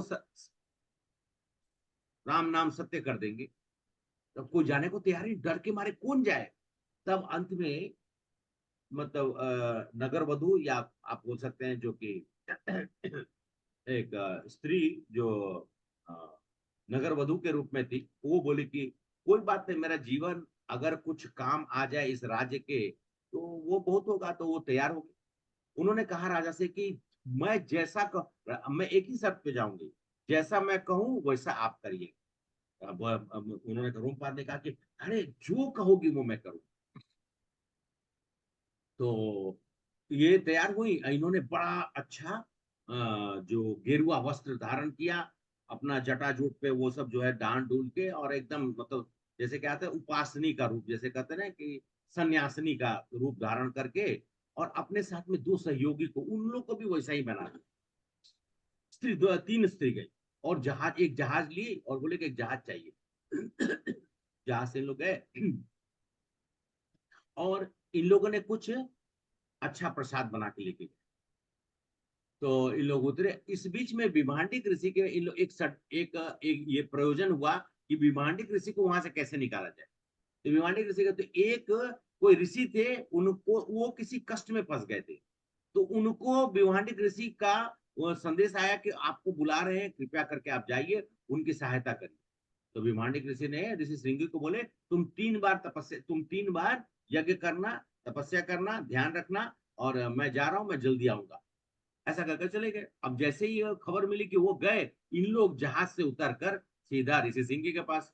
ऋषि सिंह देखे तो बोले कि मैंने आप लोग को कभी देखा नहीं, और ऑब्वियसली माताएं हैं तो उन लोग को, उनको देखकर समझ में नहीं आया कि ऐसा ऐसा तरह का कोई प्राणी भी होता है, और उनको देखकर सन्यासिनी का रूप में है ये वो। तो नजदीक में आए, बोले कि हम लोग इस देश के नहीं हैं, हम लोग बाहर से आए हैं, लेकिन आपका क्षेत्र देखा कि बड़ा चितवन है, जरा अच्छा लगा, तो हम सब लोग यहाँ उतर कर आ गए। तो बोले अच्छा। और उनको तो देखिए, ऋषि सिंह को उनकी माता भी नहीं थी, तो उनका जन्म हुआ था, उन्होंने कभी स्त्री को भी नहीं देखा वहां पर, कभी भी उन्होंने जानवरों में भी कोई उन्होंने देखा नहीं को कोई स्त्री जानवर, तो उनको समझ ही में नहीं आया कि कौन है। तो उन्होंने, जैसे होता है ना, एक एक दूसरे को जब मिलते हैं तो वो उठकर, जैसे एक एक सन्यासी दूसरे सन्यासी को कैसे मिलते हैं, दंडवत प्रणाम नहीं करते हैं एक्चुअली में, जनरली उन लोग एक दूसरे सन्यासी लोग क्या करते हैं, एक दूसरे को गले मिलते हैं। तो ये गले मिले तो इनका तो दिमाग ऐसे घूम घूम घूम घूम करने लगा। बोले कि ऐसा कैसा, ये ऐसा तो मैं कभी, मतलब एक अलग सा उनको रोमांच होने लगा। तो बोले कि ये कौन सा, मतलब उनको समझ में नहीं आ रहा एक्चुअली में, अभी ऋषि सिंह को कुछ समझ में नहीं आ रहा। वो तो इन लोग समझ गए, भाप गए तीनों। बोले कि ऋषि सिंह जी अब थोड़ा सा, मतलब कि थोड़ा भ्रमित हुए हैं। इन्होंने क्या किया, रसगुल्ला है ना, प्रभुपाद ने गुलाब जामुन खिला खिला कर कितने सारे भक्तों को, फॉरेन भक्तों को गुलाब जामुन खिला खिला कर भारतवर्ष ले आए। तो यहाँ पर ये क्या की कि वो रसगुल्ला निकाली, बोले कि ये प्रसाद है। वो बेचारे कंदमूल खाने वाले रसगुल्ला खाए तो बोले अरे बाप रे, ये प्रसाद इतना स्वादिष्ट। और उसके बाद वहां पर वो लोग रहने लगे, और 2-3 दिन तक वो साथ में रहे। लेकिन ऋषि सिंह को जब भी उन लोग आलिंगन करे तो इनको छटपटाहट हो। अब तो आसक्ति बढ़ने लगी। इतने में खबर आया कि भिमानी किसी दर से चल पड़े। तब इन लोग बोले कि अब हम लोग का जाने का समय हो गया, हम लोग जा रहे हैं। तो बोले कि नहीं नहीं नहीं, आप लोग कैसे जा सकते हैं। तो बोले कि नहीं नहीं, हम लोग का जाने का समय हो गया है। तो बोले कि मैं भी चलूंगा। तो इन लोगों ने ऋषि सिंह को लेके जहाज में चढ़ गए, और जहाज में चढ़कर पहुंचे रोमपाद जी का, कहां पर, अंग देश। जैसे ही ऋषि सिंह ने अपना पैर रखा अंग प्रदेश में, वैसे ही वृष्टि चालू हो गई। रोमपाद आकर उनके चरणों में गिर पड़े। ऋषि सिंह बहुत छोटे थे, उस मतलब छोटे से कम उम्र के थे। रोमपाद की उम्र बहुत बड़ी, दशरथ महाराज के मित्र थे। तो तुरंत उन्होंने कहा कि अब आप यही रहिए, मेरी ये कन्या है शांता से उनकी शादी, बोले कि शादी करिए, और आप यहाँ के राजा। अब आगे हम लोग चलते हैं, यहाँ पर, यहाँ तक तो हो गया प्रकरण, आप लोग जान गए श्रृंगी कौन है, श्रृंगी कहाँ से आए, श्रृंगी कैसे पहुंचे। अब इतने में दशरथ महाराज के संदेश लेकर रोमपाद महाराज के पास पहुंचे कि राजा दशरथ पुत्र कामेष्टि यज्ञ कर रहे हैं, और उनको जो बताया गया उस हिसाब से ऋषि सिंह को वहां जाना है। तो ऋषि श्रृंगी को जाकर प्रार्थना की, रोम बोले कि मेरे प्रिय मित्र हैं, वो प्रिय मित्र के यज्ञ का आयोजन है जिसमें आपकी जरूरत है। ये तो धर्म पुरुष तो थे ही। तो बोले ठीक है मैं जाऊंगा, लेकिन मेरा एक अवधि है, उसके अंदर में ही मैं समाप्त करके आ जाऊंगा। तो उन्होंने कहा ठीक है, आप समाप्त करके आ जाए, कोई बात। ये गए वहां पर, और उन्होंने कहा कि मेरे पास इतना कुछ समय दिया उन्होंने कि इतनी अवधि है, लेकिन इसमें संपूर्ण यज्ञ संपूर्ण हो जाएगा। उधर में अश्वमेध यज्ञ चल रहा था, इधर में पुत्र कामेष्टि यज्ञ शुरू हुआ, और अंततः यज्ञ पुरुष भगवान विष्णु प्रकट हुए। और प्रकट हुए तो इतना ना लंबा थे भगवान विष्णु, और उनके हाथ में जो जो फ्लास्क, मतलब आप जो भी समझ लिया तो कहते वो, मतलब उसमें ऐसा मान के चलिए 50 लीटर 100 लीटर उसमें खीर पायसम। अब 100 लीटर कोई खीर खा सकता है क्या। दशरथ महाराज बेचारे असमंजस में पड़े, इतना मेहनत की, अब इतना बड़ा सा कलश का खीर किसको किसको खिलाएंगे। तो उन्होंने प्रार्थना की कि ये छोटा हो सकता है क्या। तो बोले हाँ, भगवान तो अनंत होकर और सीमांत भी हो सकते हैं, मतलब एकदम अणु भी हो सकते हैं। तो उन्होंने क्या किया, तो उनके हाथ में छोटा फ्लास्क आ गया। तब उन्होंने वो श्रृंगी ऋषि ने राजा दशरथ को, देखिए आपका यज्ञ संपूर्ण हुआ, ये लीजिए आप रानियों को खिला दीजिए। तो सबसे पहले उन्होंने, देखिए डिवीजन में बहुत साइंटिफिक डिवीजन है, याद से इसको याद रखिएगा कैसे मैं बोल रहा हूँ। पहला आधा, आधा कौशल्या जी, ठीक है, आधा कौशल्या जी को, और बाकी जो आधा बचा उसमें से आधा चला गया सुमित्रा जी को, और केकई सबसे छोटी थी, आधा केकई। तो पूर्ण रूप से आधा जो था वो भगवान राम थे, मतलब वसुदेव बोले थे भगवान। हाँ, एक चीज था, एक चीज मैं बोलना भूल गया, अभी तो डिवीजन बाद में करते हैं, इसके पहले हम डिवीजन कर देते हैं और यहीं पे हम लोग खत्म करेंगे भगवान रामचंद्र जी का जन्म का अनुपात। तो जब यज्ञ हो रहा था तो वहां शंकर जी थे, ब्रह्मा जी थे, सब लोग बैठे हुए थे, देवता लोग थे। तो जैसे यज्ञ संपन्न होने का समापन होने लगा तो देवता लोग बोले, क्या ब्रह्म आप ये हे परमपिता परमेश्वर, आप क्या क्या करते हैं? रावण को क्या आपने दे दिया? हम लोग को घर से निकाल के बाहर कर दिया, चारों तरफ उपद्रव किया है, और वो कुंभकर्ण, वो तो ऐसा आदमी है कि अगर उसको 10 ऋषियों को नहीं खाता है तो उसका पेट ही नहीं पचता है, हर दिन 10 का भक्षण करता है, कैसा आपने आशीर्वाद दे दिया है? तो उन्होंने कहा कि देखो, आशीर्वाद तो दिया है, लेकिन रावण ने गलती से अपने मुख से बोल दिया कि मनुष्य और वानर मेरा क्या बिगाड़ेंगे, अरे ये सब कुछ है, ये सब कुछ नहीं मेरा बिगाड़ सकते हैं। तो उसने दो चीज छोड़ दिया है। तो बस अभी यज्ञ पुरुष का प्रकट होना, उन्होंने कहा, यज्ञ पुरुष भगवान विष्णु ने क्या कहा कि मैं लेने नहीं आता हूं, मैं देने ही आता हूं। भगवान हमेशा देते हैं, भगवान कभी लेते नहीं है। हमारा भाव भी हमेशा देने वाला होना चाहिए। भगवान, हम भगवान से कभी मांगना नहीं चाहिए। भगवान के पास जाए तो अपना, आप क्या दे सकते हैं? प्रेम दे सकते हैं, अपने हृदय का प्रेम आप भगवान को दे सकते हैं, अर्पित कर सकते हैं। तो भगवान बोले कि मैं देने, और मैं अभी प्रतिज्ञा करता हूं, और मैं इस चरु में प्रवेश करता हूं। मैं 4 अंश में प्रवेश करूंगा, एक अंश वसुदेव, एक अंश संकर्षण, संकर्षण लक्ष्मण जी, वसुदेव भगवान राम, एक अंश संकर्षण, एक अंश अनिरुद्ध प्रद्युम्न, और एक अंश अनिरुद्ध।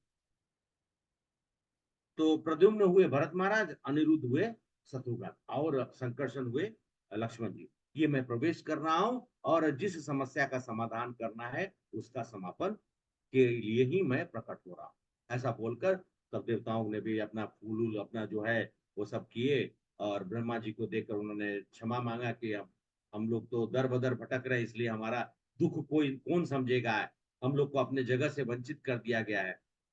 ऐसा कर कर तो अब डिवीजन अब होता, कैसा डिवीजन होता है कि आधा आधा कौशल्या जी को, आधा का आधा सुमित्रा को, आधा का फिर आधा जो है केकई को। केकई ने क्या किया कि आधा जो है वो सुमित्रा को दे दी, अपना आधा में से आधा सुमित्रा को। तो इसलिए मतलब एक पूर्ण अंश में भगवान राम, आधा अंश में एक संकर्षण, एक 1/4 का, 1/4 में 1/8, 1/8 में भरत महाराज और शत्रुघ्न, ये अंश के रूप में उनका प्राकट्य होता है। कोई ऐसा भी कहता है कि कि ऐसा भी सुना गया है कथा में कि कौशल्या जी को दिए, राजा दशरथ बड़ी रानी है तो उनको दिए, या कौशल्या जी ने क्या किया कि एक थोड़ा अंश दिया केकई को, फिर सुमित्रा को दिया, फिर उन्होंने ग्रहण किए, और बाद में जब केकई को जो दी थी चरु, उसमें से केकई ने क्या किया, सुमित्रा जी को एक और भाग दे दिया। तो सुमित्रा जी को इसलिए दो जुड़वे हुए, एक केकई को भरत महाराज, सुमित्रा को, माता सुमित्रा को लक्ष्मण जी और शत्रुघ्न जी, और कौशल्या मैया को भगवान। तो यहाँ पर हम लोग समाप्त कर देते हैं, क्योंकि अभी तो अगर करेंगे तो और आगे लंबा चौड़ा है, लेकिन यहाँ तक कि मतलब इसके आगे हम लोग कल कर सकते हैं, अगर कल समय के अनुसार रहे, नहीं तो सैटरडे संडे जरूर समय निकाल कर हम सब लोग प्रयास करेंगे।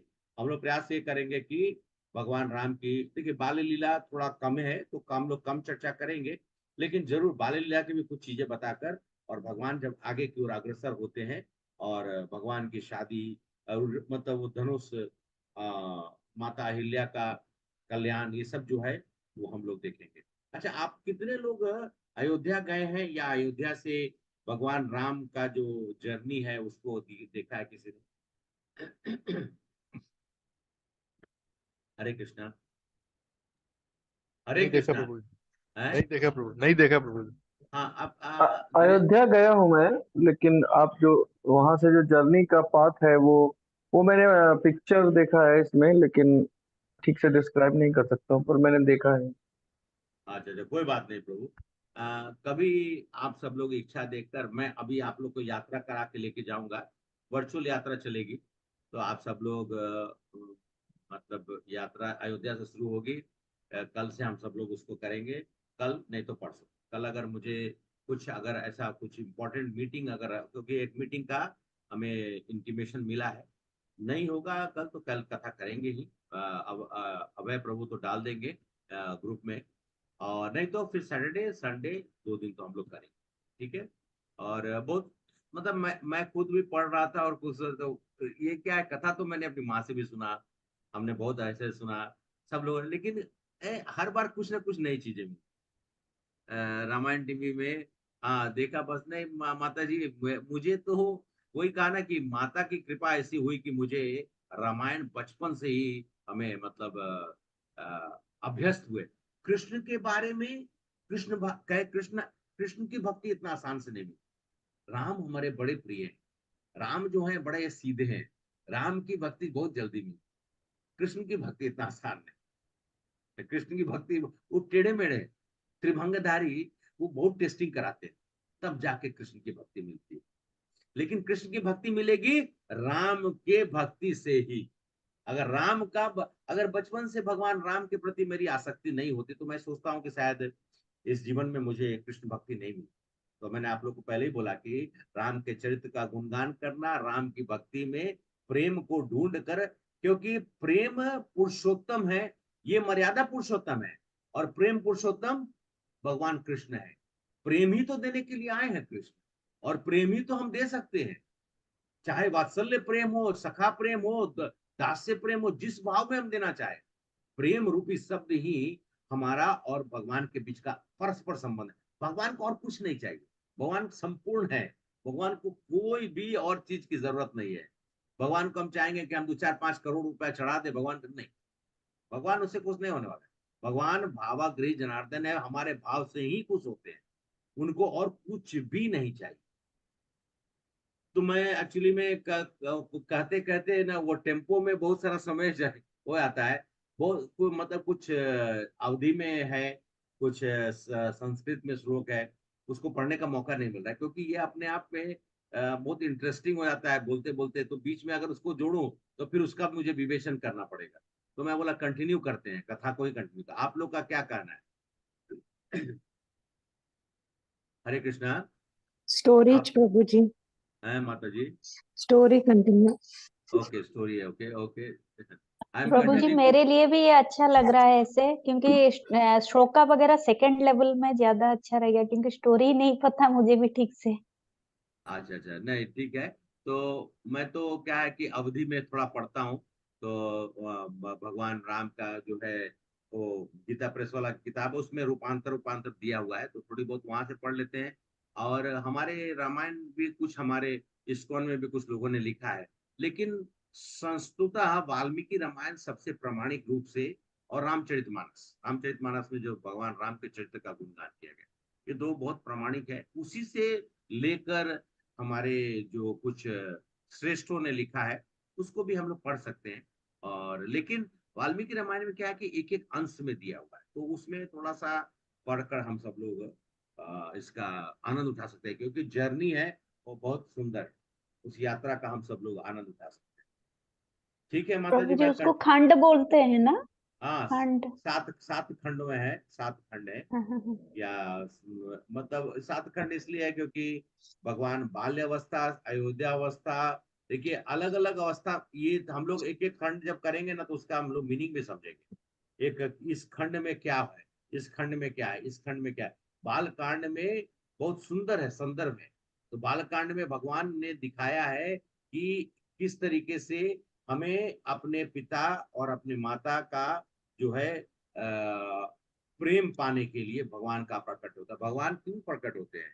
प्रेम पाने के लिए, वात्सल्य प्रेम के लिए। दशरथ महाराज ने जब रामचंद्र जी को देखा तो उन्होंने मतलब राजपाट भूल गए, राजपाट तो उनको याद ही नहीं था, खाली राम, खाली राम, राम राम राम राम करते थे। लक्ष्मण जी भरत शत्रुघ्न सब तो भगवान के ही अंश है, वो सब साथ में रहते। जिनके 4-4 पुत्र हो वो खुश नहीं होगा तो कौन खुश होगा? और वो भी एक भगवान राम का जन्म हुआ नौमी तिथि को, और ये हम लोग अभी आगे करेंगे, लेकिन फिर भगवान राम का जन्म हुआ सुबह में। मैं कहा था नौमी तिथि, आप लोग को बताया था, नौमी तिथि के बारे में बताया था, भगवान राम का क्यों जन्म हुआ। अच्छा, वो बता देता हूँ, क्योंकि मैंने सुबह का क्लास में बताया था।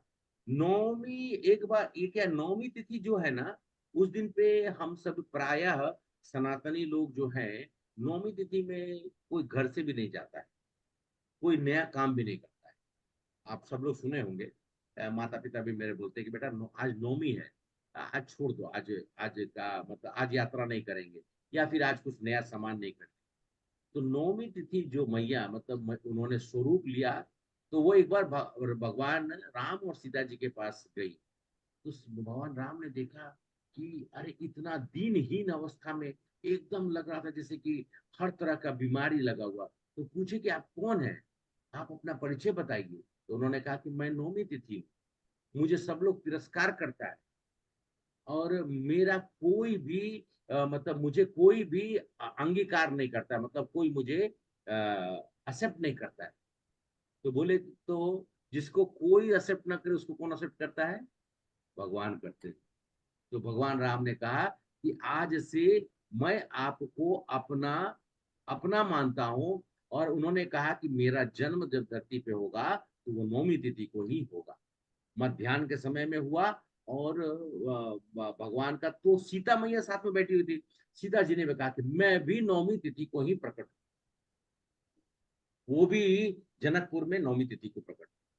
और भगवान का जो नक्षत्र है, भगवान राम का पुनर्वसु नक्षत्र है। पुनर्वसु नक्षत्र कहने का मतलब कि जो जो खोया है उसको मतलब प्राप्त करना, पुनर्वसु, खोया हुआ को प्राप्त करना। तो भगवान आए थे, क्या खोया हुआ था, धर्म की स्थापना करने के लिए भगवान आए। हाँ, लाइक पुरुषोत्तम मंथ, यस, मतलब पुरुषोत्तम मंथ, जहाँ पे एक्चुअली में उसको अधिक मास बोलते हैं, लेकिन कोई लोग उसको क्या बोलते हैं, मल मास बोलते हैं। तो एक्चुअली पुरुषोत्तम मास तो भगवान ने नाम दिया, एक्चुअली में नाम था मल मास। तो बेचारी मल, मल का मतलब क्या होता है, मल मूत्र। तो मल मास सब लोग बोला है बेकार एक्स्ट्रा बेकार बेकार, हाँ वेस्ट। एक को। हाँ, तो ये जो है, तो बाद में भगवान ने उनका असर कर उसका नाम पड़ गया अधिक मास या पुरुषोत्तम मास। अधिक मास क्योंकि एक महीना एक्स्ट्रा होता है इसलिए ना पड़, लेकिन पुरुषोत्तम मास और सबसे उत्तम, कारण कि भगवान कृष्ण की भक्ति का उसको कहा गया कि जिसको पुरुषोत्तम मास में कृष्ण की भक्ति करते उसको लाखों गुना ज्यादा फल मिलता है नॉर्मल भक्ति करने वाले से। जब नॉर्मल महीना में हम भक्ति करते हैं उससे ज्यादा फल हमको पुरुषोत्तम मास। ठीक है, और कोई प्रश्न हो तो पूछ लीजिए, नहीं तो हम लोग फिर सेशन क्लोज करेंगे, ऑलरेडी 9:05 हो चुका है। कोई प्रभु प्रश्न जी, हो? मैं हाँ, हाँ, अगर टाइम है तो ले सकते हैं क्या प्रश्न? क्या बोले, हरे हाँ कृष्णा बोलिए प्रभु। बोलिए बोलिए माता जी। प्रभु, हाँ हाँ, मेरा जो डाउट है, जैसे आपने श्रृंगी ऋषि के बारे में बताया कि उनका कैसा जन्म हुआ, तो क्योंकि वो एक हिरण्य से, मतलब डियर से, हिरण से उनका पैदा हो, वो जन्म लिए, तो फिर वो कैसे मनुष्य कैसे बन गए? उनको हिरण ही बनना था। अच्छा, गोकर्ण का आपने कहानी सुना है ना।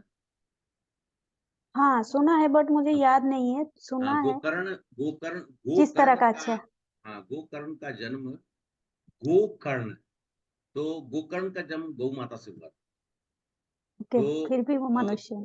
हाँ, लेकिन उनका खाली कान जो था वो गोकर्ण, मतलब गौ, जैसे गौ माता का कान होता है ना बड़ा सा, हाँ। शरीर था मनुष्य का। कारण कि जो फल जो ऋषि ने दिया था वो फल अभिभूत था मनुष्य के लिए, लेकिन क्योंकि गर्भ धारण हुआ गौ माता के पेट, तो उनको गौ का मिला। उसी तरह से ये जो शक्ति थी जो विभांडिक ऋषि ने दिया था, वो पुरुष मतलब संतान प्राप्ति के लिए, मतलब मनुष्य शरीर का, तो इसलिए अंदर गए। लेकिन क्योंकि वो हिरण के गर्भ में थे तो उनको कुछ हिरण का अंश मिल गया, हिरण का अंश के रूप में उनको 2 सिंह मिले। तो ये दिव्य कथाएं, कारण कि ये सब लोग प्रकट होते हैं भगवान के लीला को पूर्ण करने के, लीला को पूर्ण करने के लिए ऋषि सिंह जी आते हैं। और जैसे एक ऋषि, एक श्रृंगी जो थे, जो जिन्होंने आपने बताया कि मतलब परीक्षित महाराज ने जब ये उनके पिता के गर्दन पे गले डाल में दिया सांप सांप, डाल दिए थे। हाँ, तो गुस्से में उन्होंने वो नदी में सिंधु स्नान करते, जब उनको खबर मिली तो गुस्से में उन्होंने श्राप दे दिया। एक वो ऋषि थे, तो वो श्राप देने से क्या हुआ, परीक्षित महाराज ने भागवतम, जो कि भागवतम उनको सुनना चाहिए था बहुत पहले, क्योंकि जब उद्धव जी भागवतम सुना रहे थे किनको, वृंदावन के वासियों को, और भगवान भगवान की पत्नियों को जो बच गई थी, तो वो समय में राजा परीक्षित को उन्होंने कहा था व्यवस्था को देखने के लिए, वो सुन नहीं पाए थे। तो उन्होंने कहा था कि आपको सही वक्त में भागवतम सुनने का जो है भगवान आपकी व्यवस्था करेंगे। तो ऐसा व्यवस्था की कि आज भी हम सब लोग जानते हैं कि उद्धव महाराज का या उद्धव जी का या फिर और भी जो हुआ वो कम जानते हैं लोग, लेकिन राजा परीक्षित को जो सुखदेव गोस्वामी बोले हैं उसको प्रमाणिक तौर से बोला गया। श्रीमद् भागवतम उनके मुख से प्रकट हुई, और श्रोता कौन थे, राजा परीक्षित।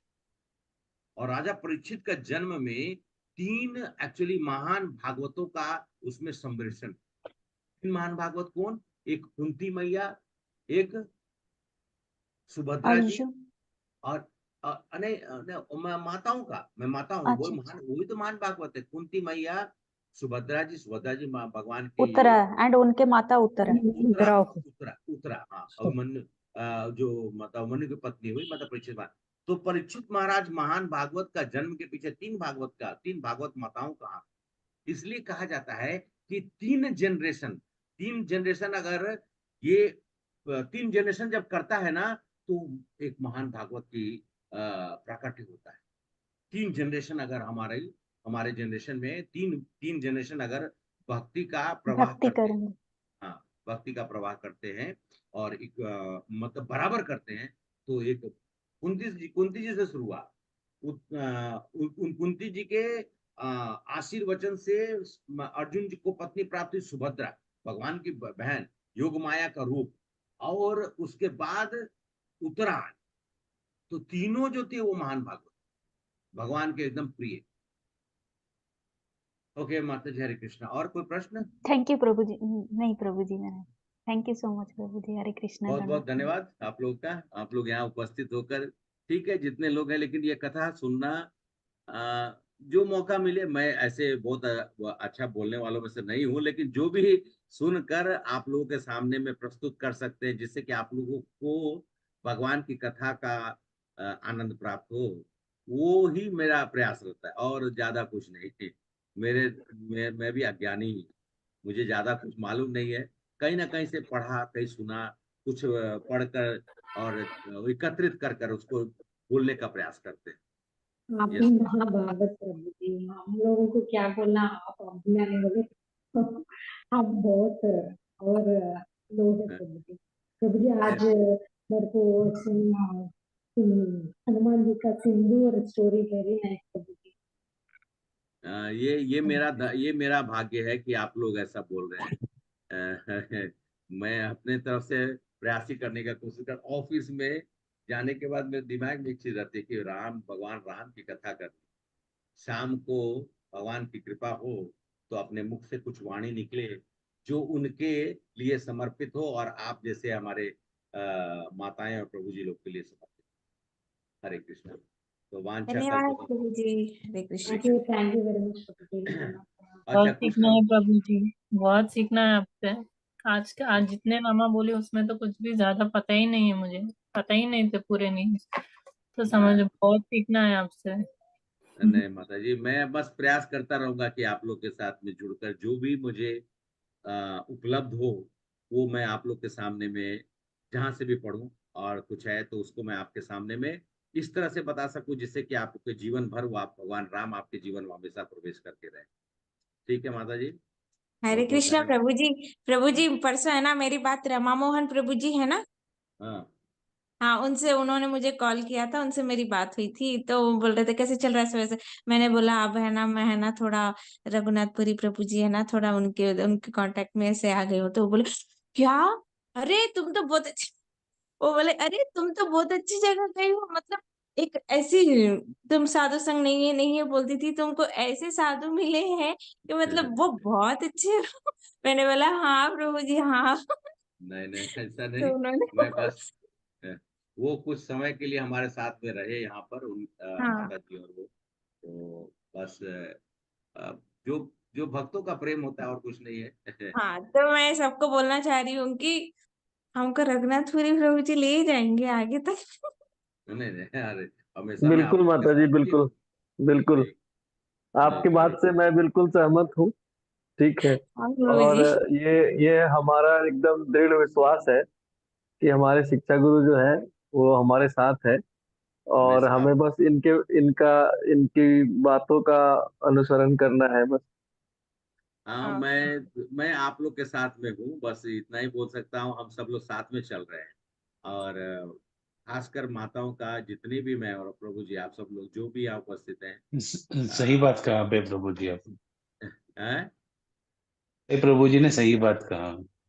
वो ये ये कुछ ज्यादा है मेरे लिए। बस शिल प्रभुपाद की कृपा है, नहीं नहीं, और और आप लोगों का कृपा है। तो मैं हम लोग कल नहीं, फिर प्रभु शिल प्रभुपाद की कृपा तो है ही है, पर हमें शिल प्रभुपाद से इंट्रोड्यूस कराने वाले आप है ना। इसलिए आपका इम्पोर्टेंस अलग है। शिल प्रभुपाद जो है वो है बहुत इम्पोर्टेंट है, लेकिन आपने ही इंट्रोड्यूस कराया, हमें तो पता ही नहीं था ना कि कौन है। ये सब कृपा पात्र हमारे गुरु महाराज हैं, हमारे शिल प्रभुपाद जी हैं। हम लोग को आता ही क्या है प्रभु जी, सामने में बैठ के भले जो कुछ प्रभु जी बोल प्लीज मुझे भी कुछ शेयर करना है। बोलिए। सभी माता जी एंड प्रभु जी बता रहे हैं, तो यहाँ पे सारे जो माता जी एंड प्रभु जी है, मैं भी शेयर करना चाहूंगी। रघुनाथपुरी दास प्रभु जी जो है, उनका कांटेक्ट में मैं 2 साल पहले ही आई थी, एंड वही जो है मुझे सेंटर में जुड़ाने वाले, एंड यहाँ पे ये जो हैदराबाद का जो ये ऑनलाइन सेशन प्रभु जी ही मुझे यहाँ पे भी कनेक्ट करवाए थे। एंड धीरे धीरे मेरा जो भी भक्ति में आज तक जहाँ जैसे जपा कर रही हूँ, डिवोटीज का एसोसिएशन मिल रहा है, ये सारे जो है प्रभु जी के वजह से ही है। तो मेरा भी जो भक्ति का जो मार्ग है प्रभु जी के वजह से ही प्रशस्त हो रहा है। तो होपफुली वैसे ही चलता रहेगा। तो एक्चुअली ये किसी को नहीं पता था, एंड प्रभु जी भी बहुत अच्छे से, जब मैं सेंटर में जाती थी, फैमिली के साइड से मुझे इतना सपोर्ट नहीं मिलता है, बट सेंटर में जाती थी तो प्रभु जी बहुत अच्छे से हम लोग को वेलकम करते थे, एंड प्रसाद वगैरह खिलाना वो आज भी मुझे याद है। मैं आ गई भुवनेश्वर, देन अभी मैं फिर से आप लोगों के मतलब प्रभु जी के थ्रू आप लोगों से कनेक्ट हो गई हूँ। थैंक यू सो मच प्रभु जी, थैंक यू सो मच। माता जी बहुत ही विनम्र, और साथ साथ में हर परिस्थिति को देखते हुए, और इनकी बच्चे, इनके एक पुत्र है वो इंजीनियरिंग कर रहे हैं, और इनकी पुत्री है वो अभी एग्जाम दे रही है 10+2, और फिर तैयारी भी कर रही थी। तो माता जी हर चीज को मतलब परिस्थिति को, और ऊपर से प्रभु जी भी बहुत ऊंचे ओहदे पे काम करते हैं, उसको उनका भी मतलब दायित्व को उठाना। तो हम हमेशा एक हमारा वैसा ही संबंध रहा, जैसे एक प्रेम का होता है, एक भक्त का। तो उस माध्यम से माता जी ने हमेशा अपना उत्कृष्ट रूप से हमेशा प्रयास किया बेस्ट देने का, और कर भी रही। बहुत संघर्ष करती हैं, लेकिन करती। मैं देखता हूँ आजकल तो फोटो जो है, और जो मेरा दिया हुआ कुछ कुछ चीजें है, उसका फोटो लगाकर अपने घर में और पूजा पाठ करती हैं। तो वो बहुत आनंद देता है, क्योंकि अंततः हम सब लोग एक ही चीज से जुड़े हुए हैं, वो है कृष्ण के प्रेम का संबंध। हमारा कृष्ण के प्रेम से ही आप जितने भी लोग हैं सब लोग जुड़े हुए हैं। तो हम सब लोग एक ही धागा में पिरोए हुए हैं। हम लोग का सब एक धागा बनता है, तब जाके वो माला बनता है। वो माला में ही हम लोग सब लोग एक साथ में इकट्ठे हैं। हरे कृष्णा। थैंक आप सभी लोग का बहुत बहुत धन्यवाद। हम सब लोग भगवान राम की इस कथा की यात्रा को जारी रखेंगे, जितना ज्यादा हो सके, और प्रयास करेंगे। और 22 तारीख से आपसे सब लोग से प्रार्थना करेंगे, आप लोग जरूर भगवान के लिए फिर से दिवाली मनाइए। और हमारे मतलब सौभाग्यशाली हमारे प्रधानमंत्री रहे, उनके वचनों को भी हम सब लोग को निभाते हुए, क्योंकि कहा जाता है कि हमारे जो शीर्ष हैं, मतलब वयोवृद्ध हैं, उनका सम्मान करना, वो भी वयोवृद्ध में से हैं, और आध्यात्मिक वृद्ध भी हैं, क्योंकि अध्यात्म की भी उनको उन्होंने ज्ञान प्राप्त कर रखी, और साथ साथ में वो व्यवसायिक वृद्ध भी। व्यवसायिक वृद्ध मतलब कि व्यवसाय के रूप में, मतलब कि वो देश के प्रधान है, तो उनका आदेश को हम लोग को पालन करते हुए सब लोग दिया जलाए, इतना दो, तब ठीक है। हरे कृष्णा। फिर हम लोग कल मिलते हैं। कल अगर नहीं कुछ हुआ तो जरूर कल मिलेंगे, नहीं तो परसों और संडे मंडे 3-4 दिन और मैं कोशिश करूंगा कि जितना ज्यादा से ज्यादा रामायण जो है भगवान राम की कथा आप लोग के सामने में मैं कर सकूं। ठीक है। हरे कृष्णा कृष्णा हरे कृष्णा कृष्ण हरे हरे, हरे राम राम हरे हरे। राम राम वांछा कल्पतरुष के पास से तू एव च पंचकल्पतरुभ्यश्च कृपा सिंधु एव च पतितानां पावनेभ्यो वैष्णवेभ्यो नमः। रामायण की जय। महर्षि वाल्मीकि की जय। भगवान सीता राम लक्ष्मण हनुमान भरत शत्रुघ्न की जय। भरत दशरथ जय महाराज की जय। जय सभी माताओं की हनुमान जय, जी की सभी जय। प्रभु जी की जय। हरे कृष्ण। ठीक है, हरे मैं बंद कृष्णा करता हूँ प्रभु अभी। जी। माता जी हरे कृष्ण।